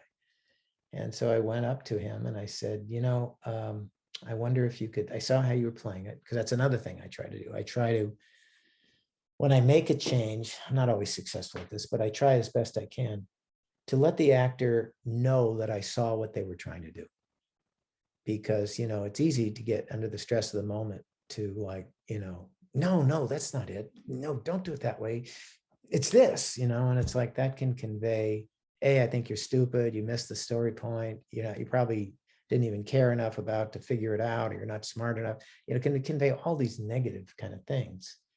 When in reality, the actor has probably thought a lot about the scene, and they were preparing it, made the choice that made sense to them, and were trying to do it. So I try to come in and tell them what I saw. I saw you, playing this in this way, appealing to so-and-so on this basis. I'd like you to think about it a little differently. I'd like you to think about the story we're telling at this moment being a little different. And I'd like you to, and so with this particular actor, I just went in and I said, I don't even think I said, I just told him, I'd like to suggest you think about this a little differently. And he said, what? And I said, well, I'd like you to, and I came up with this, I thought, actable, quick note. And I said, I'd like you to, you described the contempt you felt for him when you first met him. I'd like you to still feel exactly the same way. Now, this actor I knew was smart enough to know what that meant, because it suddenly cast everything in a different light. What he was then saying to him when he was talking about, he was letting him know, I never liked you. And the story was that they had had mutual self-interest over these many years. But what he's saying is, I wouldn't want that mutual self-interest to make you think I wouldn't just as soon kill you as look at you, because I hate you, everything about you. And if you don't do, and it's like, so the implication is, and I really want you to do this thing I want you to do. And the implication is being like, if you stop being useful to me, I could easily kill you. So it suddenly had all this different subtext, but I just, succeeded in coming up with a note that was brief and kind of, once he started with that intention or with that inner state coming in, he knew what to do with it. So we rolled again, and he was brilliant, and it was everything I thought the scene wanted to be. But he hadn't said a word to me about it. When I told him that, he just said, okay. I said, I want you to come in with that. He said, I think he said, very well. I had no idea if he was offended or anything else, but I knew that he came in and the scene was great. And a couple of days later, we went on, and I was just glad I had dodged the bullet and gotten the scene how I wanted. But a few days later, I was, wanted to do my laundry. I went into the wardrobe trailer of the company, which had washing machines, and I threw my clothes in, and the costume supervisor came up to me and said, "Hey, Max really likes working with you." And I was really surprised. I was glad to hear, wow, that's nice to hear, because I had no idea. I mean, he hadn't said a word. And then she said, yeah, he told me, "You're the first director to give him a note." And I thought that was a great lesson, because it's like, if you're not willing to, fight through whatever intimidation that you might feel, that how can I give a note to Claire Danes or to, Jim Gandolfini, or, it's like, if you start thinking about all those things and then you acquiesce, or one director on that show said something that I thought was just devastating. He had wanted to, someone had said, "Hey, so-and-so isn't playing there." And he said, "No, giving him a no, that's above my pay grade." And I said, "Well, it's not." And you've got to be willing to, if you're serving story, you'll fight through. And that's what I'm always doing. I'm trying to birth something in it. For whatever reason, it's incredibly important to me that it be real and that it live on its own. It's like a child. It's like, you want to serve this thing that's going to come out. And so it enables one to fight through a little bit more, whatever fears or, reticences you have individually. But I thought that was a great story, because it showed, yeah, even the person you think is going to jump down your throat or something, they want it to be good too, So anyway, I'm riffing on directing actors, but there's a lot to it. There's a lot. It's just, everybody is different. I write in the book a couple of instances where I had to use kind of trickery to get someone to kind of understand in the way I wanted. But it's funny. A lot of people say when you direct actors, you should avoid what they call result directing. And I've been saying that too. By that, it means, don't just tell someone how to do it. Don't just say, when you come in, just yell at the person, or just, or when they say that, just burst into tears, or, it's like, first of all, that doesn't assist them in any way to really reach those states. It just is fake. It's just, they're it also puts, and now those are obviously wrong choices. Very few people can cry on demand. Some actors can, but it goes to even subtler things like, when they say this, I want you to do it this way. That's something they could do, but it's a mistake generally to use that kind of direction for a couple of reasons. One is, it, first of all, cuts the actor's own inner process out. You're conveying no respect for them. You're also conveying no value to what they're going to bring to it if they understand it. So, usually I'll try to create in them a sense of the imaginary circumstances, and I'll have to maybe augment them. I'll have to add to them. It's like things that aren't even necessarily in the story. I might say, well, I want, if you're feeling sad here, it's like, when you come in and, this person reminds you of, a good friend, have you ever, I might call on their own personal lives to find correlatives in their own life. It's kind of like one of those moments. I read Mike Nichols, who was a genius at directing actors. He would often direct by telling stories, and the actors would hear a story about something else, but they'd know what he was saying. And it's like, if you can give the actor a story around the moment, their own imaginations can take place, and that will generally get them to the place they need to be.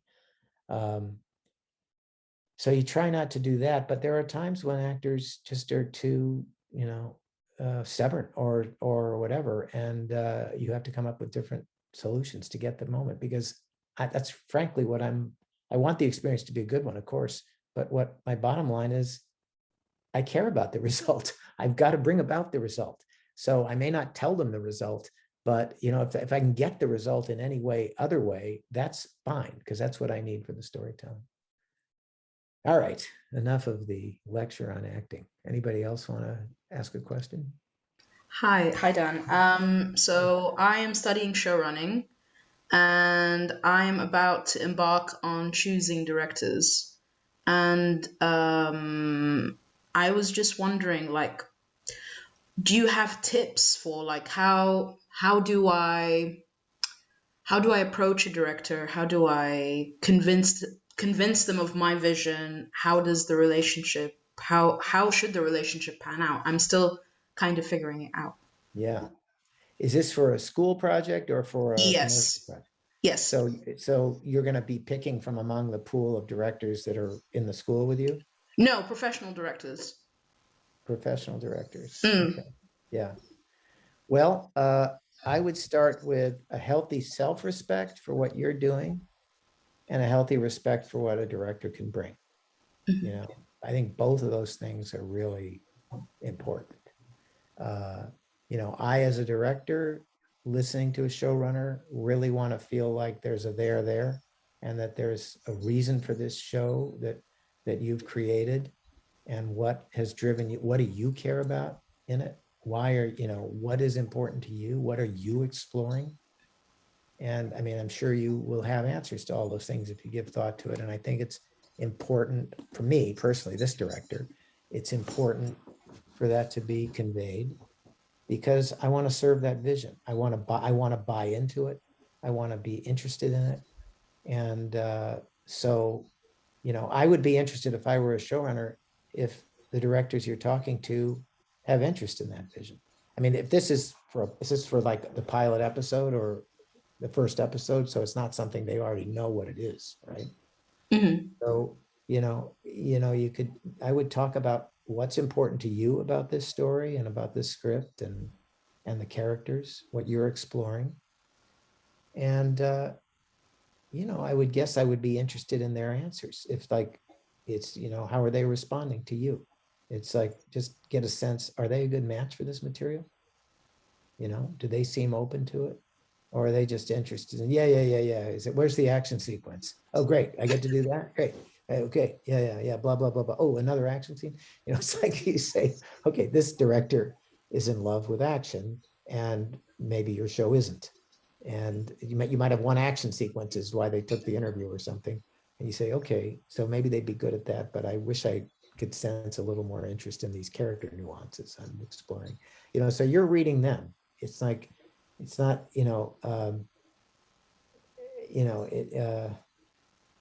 it's a funny line to walk, because, you also want to convey respect for what they're going to bring to it. Like, you want to convey that you're interested in their interpretation of things. And, you could even ask them that. It's like, well, how do you feel about these things? What do you, is this something that interests you? Is this something you've explored in your other work? Or, is it, or what, does anything excite you about this, to find out where they are. If they want the job, they're going to probably say yes, but then you have to determine, do I believe them or not? Are they talking intelligently? Did they add something in my understanding? Well, that's interesting. That'll be interesting. You could ask them, well, if it's a pilot, now it's a different thing, where you're establishing the visual style and all that. You could ask them, how do you see this? What do you think? I mean, what kind of, any visuals kind of strike you as something that, because it sounds like you're probably, is this a school project? It is, yes. So it's basically, you're going to be making one episode? No, I'll be making 6 episodes. Oh, great. Yeah, great. It's a whole miniseries. So how many directors will you be hiring? 3. Great. So yeah, so then you probably don't, I mean, you probably will, whoever's going to do the first, are they going to do blocks like 1, 2, then 3, 4, and then 5, 6? Yeah. You can be maybe honest with them, open with them, saying, in terms of the visual style here, I've always seen it this way. It's kind of dark and moody and kind of, that thing, or I see it as, kind of fun and poppy, and, it's like, and they'll probably be interested in a visual style that can communicate that. And if you don't want to over-empower the first director to kind of set the template for everybody else, you could be open about that. You say, I guess I'm going to want to share, I'm going to want to hear what your ideas are about it, that we can discuss, and because it'll be establishing things that, we're setting up later. But, everything I'm saying, I guess what I'm where I'm landing is really just, be as communicative as you can about what excites you about the project and really be interested in what they have to say. And then do your own due diligence on, what have they done? Look at their work. And maybe if you've done that, you can come, first of all, you should use that to filter who you even interview, right? I mean, if you're watching something and say, wow, this is boring, or this is not what I want, you're not going to call that person in, right? But if they've done something you really like, figure out what you like about it. Oh, that was really cool. And feel free to share that with the director. We love hearing, we all love positive affirmation, and which also, by the way, going to the last question of directing actors, it's very important, I think, to, when they do something you think is quite good, to let them know. Because, I mean, we're all human beings. It's really nice to get that sense.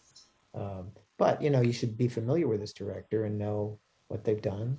And you say, I really loved that episode you did of so-and-so. It was great. And I'd be excited to see what you do with this. But, you'll develop a sense of them in the room and a sense of them from their previous work. And don't be too hat in hand, like, oh, please come work for me. It's like, that's what I mean by self-respect. I don't mean have false arrogance or anything like that. But, have it be clear that this is, clear about what you love about this project and what you love about it, and that you're curious to see what they're going to do. You're really interested how they might enhance it. Those are just some off the top of my head thoughts. Sounds splendid. But I was just thinking, sorry to barge in, but since I have you here, the thing is, I'm only in Sweden for another 20 minutes, though, I think. Okay, I will keep it brief. Okay, I was just wondering, I have a very specific visual style that I think I would like. Would it be suffocating to a director to be like? No, that's very important. I think that's great. First of all, can you describe it a little bit in a couple of sentences? So it's dreamlike. It starts very bright and becomes increasingly dark. I think that just that much. I mean, and you can go on, but as a director, I love hearing that. And it's like, I think that's fantastic. It's like, especially if you can relate it to the story, to the storytelling, It's like if you say, okay, this is our project, and I see it visually this way. I want it to start in a bright kind of way. I don't want to predict where it's going to go. I want it somewhere. I want it. The turn to a darker look is important to me story-wise. For the reason that so just so I mean, I'd be curious how you kind of make sense of this and what you'll do, but just so I'm interested in that kind of a look. And I also really like the idea of it being a kind of a dreamlike experience as well. So I'm interested in your ideas on that, not just off the top of your head maybe, but after you, spend some time with the material or something like that. What more were you going to say? Light to dark, dreamlike, whatever. It's like, I was thinking it would be very, somewhere between Cronenberg and Lynch, I guess. Like, so very hazy in parts and then quite sharp relief in others. I don't think it's bad either to bring in references that you like. It's like, you could even say that. You say, it's like, I really like the way, Lynch works, and, particularly the scene in Blue Velvet when such and such happened. I mean, I think this feels tonally really right for what I'm trying to do. It's not, I mean, you don't want to get too prescriptive. You want to, offer, the director can feel he or she has some flexibility to interpret, but these are good kind of, okay, good. And it can help them get into the sensibility you want. So, just be mindful of when it's getting a little much. Of course. Like, okay, I want you to go into the ear of the person and then down into the grass. And No. Yeah. Right. So, I mean, it's tempting, just, but to get a sense that, these are the things that kind of feel to me, right? Understanding that, if it's a short schedule and there's all kinds of demands, a director can't always just magically, make everything happen. It's like they're dealing with facts on the ground. Like it's like what I said, like the William Goldman thing. Yeah, you want a beautiful day, but we're shooting it this day, and it's going to be exactly like this day. It's what it's going to be because this is the day we're shooting it, and the cameraman or woman can have, there's different ways you can maybe print or light to maybe suggest brighter or darker. It's not like you're everything is equal, but the director, I always feel good when I get, okay, what are your wishes? Okay, because that becomes a kind of guide star. It's like in my mind, it's like, because almost every choice you have, you're kind of between a couple of things. I could do this, but it's nice to know, okay, but what the show wants is that. So I'm going to tend a little bit more towards that instinct of mine and not this other one. Yeah. Thank you. That was wonderful. Thank you so much, Dan. You're welcome. Good luck with it. Thank you. Yeah. I have a question that how are you mostly approached? I guess it's like, is it through your managers or agents, or would you feel like I have a situation where I would like to write a director that I don't know in the States directly, but I also feel that it would be more professional of me to have my producer approach him. But then I feel that the conversation that I would have with this person will, be not as direct as I would like to. But I don't know if it would feel unprofessional to contact a director that you don't know directly. Yeah, that's a delicate question. First of all, do you have experience? Have you produced things, or that are you talking as a producer approaching them, or as a writer, or what? As a writer. And have you had things produced? Yeah, I have a TV series that is in with the HBO in New York, but it hasn't been produced. But I have a pilot that has been approved.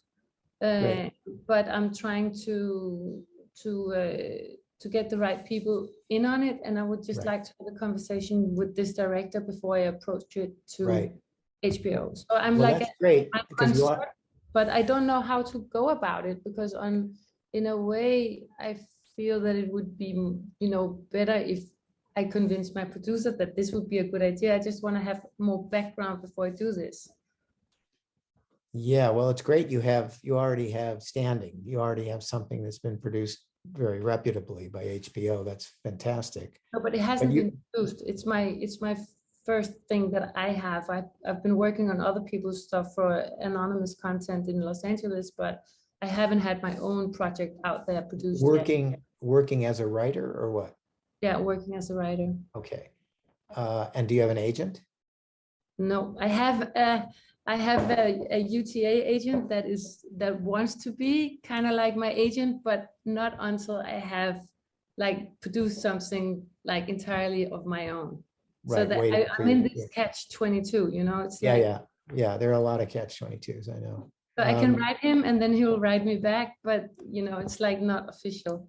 Would he be willing to make an approach to the agent for this director and represent your interests and say, without a formal agreement, understanding he's not, but for the purpose of at least this much, or if any deal came about as a result of this, you might say, okay, you can have this deal if it happens. Yeah. But because that's the most traditional one. The way to do it is you have an agent approach the agent of the director. Yeah. And so the agent, so suddenly you have credibility, because UTA is a very well-established and well-regarded agency. So and they don't know that you're not officially represented. They would assume you are. So that gives you a certain, that changes the perception of you into not just someone who found this guy's email somewhere and is just writing out of the blue. It's coming. These are the traditional ways of doing it. If the UTA agent approached the agent for the director, said, my client, who's very talented, who's been working on these anonymous content projects, who HBO is interested possibly in her pilot, she's very interested in approaching you and having a conversation. Generally, I would think that would need to be preceded by, I mean, is there some material you could already show this director? And because then that's a more logical approach. I mean, that would be something I would expect if I were approached. It's like, okay, so-and-so, you know, is very interested in you for a particular project of hers. We could send you the script now, and if you're interested at all in it, she would love to talk to you about it. Something like that, because then you're offering them something tangible to see if there's something they think is there, or if it'd be a waste of their time, you know? I mean, because it would be a waste of their time if they hated the material, you know? Yeah. But if they respond to it, and you've got the legitimacy of this, you know, high profile agency, talent agent approaching them, that would be my recommendation. Okay. Okay, maybe I should go ahead and start. That seems, because otherwise, you know, like my email is on my website. I like to, because especially as I'm coming out with a book, I like talking to young people and young people trying to make it in the business. So I'm not going to answer every email necessarily, but it's like, you know, so I'll get occasionally, you know, someone out of the blue saying, hey, here, I wrote the script, but it's like, you know, I'm very unlikely to agree to receive it based on that, because I have no idea who they are. And, you know, but when they're vetted through a talent agency, that eliminates everybody, you know, questionable. It's like, I know this person's for real. Okay, Yeah. cool. I'll try to ask him. Yeah, good. Thanks. Yeah. I'll talk a little bit about a clip I might show, but someone could ask a question at any point. But the clip, because it goes back to the question of as a way, and it's another Homeland clip. And I talked about earlier how, you know, Claire Danes is one kind of actor, Mandy Patinkin is another. And Mandy is very, as I said, guided by his inner instincts and very methody. And when he has a take on how he wants to do something, I mean, he's very hard to move off of it. And he's even said he feels with some shame. He had early in his career, he created a couple of bad experiences for himself and others. He quit a show that he had contracted to be on, and he got a reputation as being temperamental. And he's even said in recent interviews that he said, I was a real jerk. I would sometimes tell directors not to talk to me at all because I knew how I was going to do it. And so he was different when he got to Homeland, and we always had a very open and good relationship. But that's not the same as being able to get him to absorb into his process a deep change in motivation. It's like, you know, sometimes he just would lose the character completely. He just, if you know, so in this episode, and this was a very high profile episode of Homeland, unlike the last one I showed you, which was not, but this one was about the taking of the, and I wrote about this, I think, in the acting chapter, about sharing story with your actor. This was about the taking of this, the American embassy in Pakistan. It was a very action-filled thing. And Mandy felt guilty about the whole thing because he had allowed himself to be captured by the Taliban, and the prisoner exchange that he was a part of was actually the ruse that the Taliban needed to draw everybody out of the embassy and attack it. So it led to 36 deaths, and this particular scene they're trying to debrief, and it's a big scene with Rupert Friend and Carrie and Mandy. And Rupert Friend's character is really desperate to be on the track of the lead terrorist, Haqqani, and he's kind of browbeating Saul. He said, well, what did you remember in your captivity? And Saul is just, should be a kind of beaten man. He's like, don't really remember. I wasn't really clear. He's dealing with his own guilt and all that.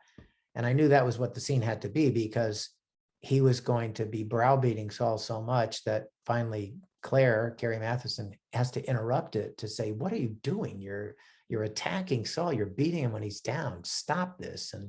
And it was meant to show this kind of monomania of Rupert Friend's character, which was going to then play out for the rest of the season. And I should say, by the way, that earlier clip I showed you, one of the reasons the story had to be that story was because what the showrunners had figured out for the remainder of the season is they needed to get Carrie Matheson free of any parental responsibilities, because she was going to go get captured by Russians and stay in captivity for 8 months and come out, So it was an important story point that you give up Franny. So that was something when I was dealing with my episode, I had to honor that. Just as in the episode on the Americans, you'll see if you read it, there was an important reason why that scene had to be there, not for my episode, but for the ones that followed. And in this case, it's also true. We were trying to establish that Rupert Friend was now becoming his own vigilante person. He was going to leave and do everything on his own. So it was important to show this quality to him. But when we read the scene, Mandy's reaction to being challenged was rage. He just stood right up to this guy and he didn't change any of the lines. You'll hear the lines, but he did them with a kind of challenge and rage, which was ferocious and intimidating. And it made no sense to the story. It was right for his character in a certain sense, because we had seen his character be like that in the past, react to kind of weakness by overcoming it with, this kind of forcefulness. But that wasn't the story. So I had to appeal to Mandy, knowing this is dangerous because he was so, this was his take on the material. But I appealed to him on the basis of what the story is. And I said, okay, first, the story is not this. The story can't be you standing up to him, because otherwise it makes Carrie's intervention about something completely different. It doesn't make any sense. It makes Rupert's character not clear what he's about. So the story wasn't being served, and he kind of got that. And he said, okay. But then I realized I had to quickly give him something else that would give him something that he could understand to play. And the basis of my appeal to him was, I want you to play this as a dark night of the soul. I want you to play this as we've never seen this from Saul, but I want you to go into a severe sense of responsibility and gloom, and that you created this. And I want it to go into self-doubt, self-questioning, to the point of an abyss you've fallen into. And you got to make that real to yourself. But I think it could be very powerful and understandable within the context of the story that led up to this, that you're responsible for these deaths. I want you to resist the impulse to fight back. I want you to instead go more towards responding to the unacceptable, confounding truth that you fucked up so badly that it led to 36 people dying. And fortunately, he went with it. So I can show that clip. I won't let it run the whole way. I may go forward a little bit because it's interrupted by a scene between Rupert and Carrie, but I'll maybe fast forward through to the end. So let's go to share screen.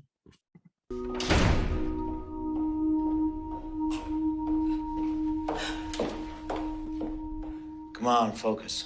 I need a break. Listen to me. I put a bullet in Haisam Makani. That means that right now he is somewhere seeking medical attention, likely in the same place you were held before the exchange. This is our last best chance to get him before he melts back into the Fata. I told you. I didn't see anything. I was hooded the whole time. Not the whole time. You said they took it off to make a video. The windows were blacked out. I could have been anywhere. Was it ground floor or higher? I was led up some stairs. How many flights? At least 2. So it could have been an apartment then? Maybe. I don't know. What about the boy with the bomb vest? Have you seen him before? No. First time was in that room. So he could have been from here, a local kid. Maybe from the madrasa where we first saw Akani. I don't know. Never even knew his name. Okay. Tell me about the phones again. What about him? You said Akani switched them out religiously. New burner was given to every man every morning. Like clockwork. Was it the same make of phone or a different one? Well, I don't know. Come on, Saul, try to remember. This is important. Sky Vega, Lenovo, HTC. I can't remember what I didn't know. You had it in your hand. You called Carrie with it. It was in the mountains. It was pitch black out there. You dialed her number. Did you dial it on a keypad or on a screen? Oh, goddamn it, Saul. Someone fucking remember! Remember! I'm in the middle here. Of what? Debriefing Saul. It looks more like an interrogation to me. Maybe it is. Give him a break.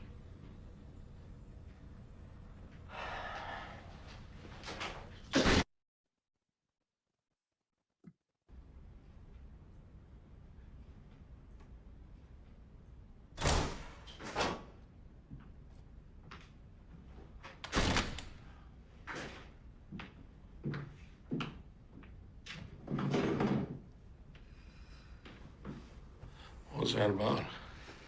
A difference of opinion.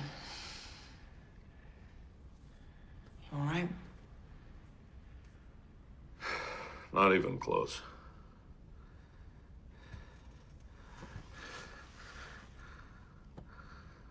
I'm old. I made a fool of my time. You haven't. Completely. People are dead because of it.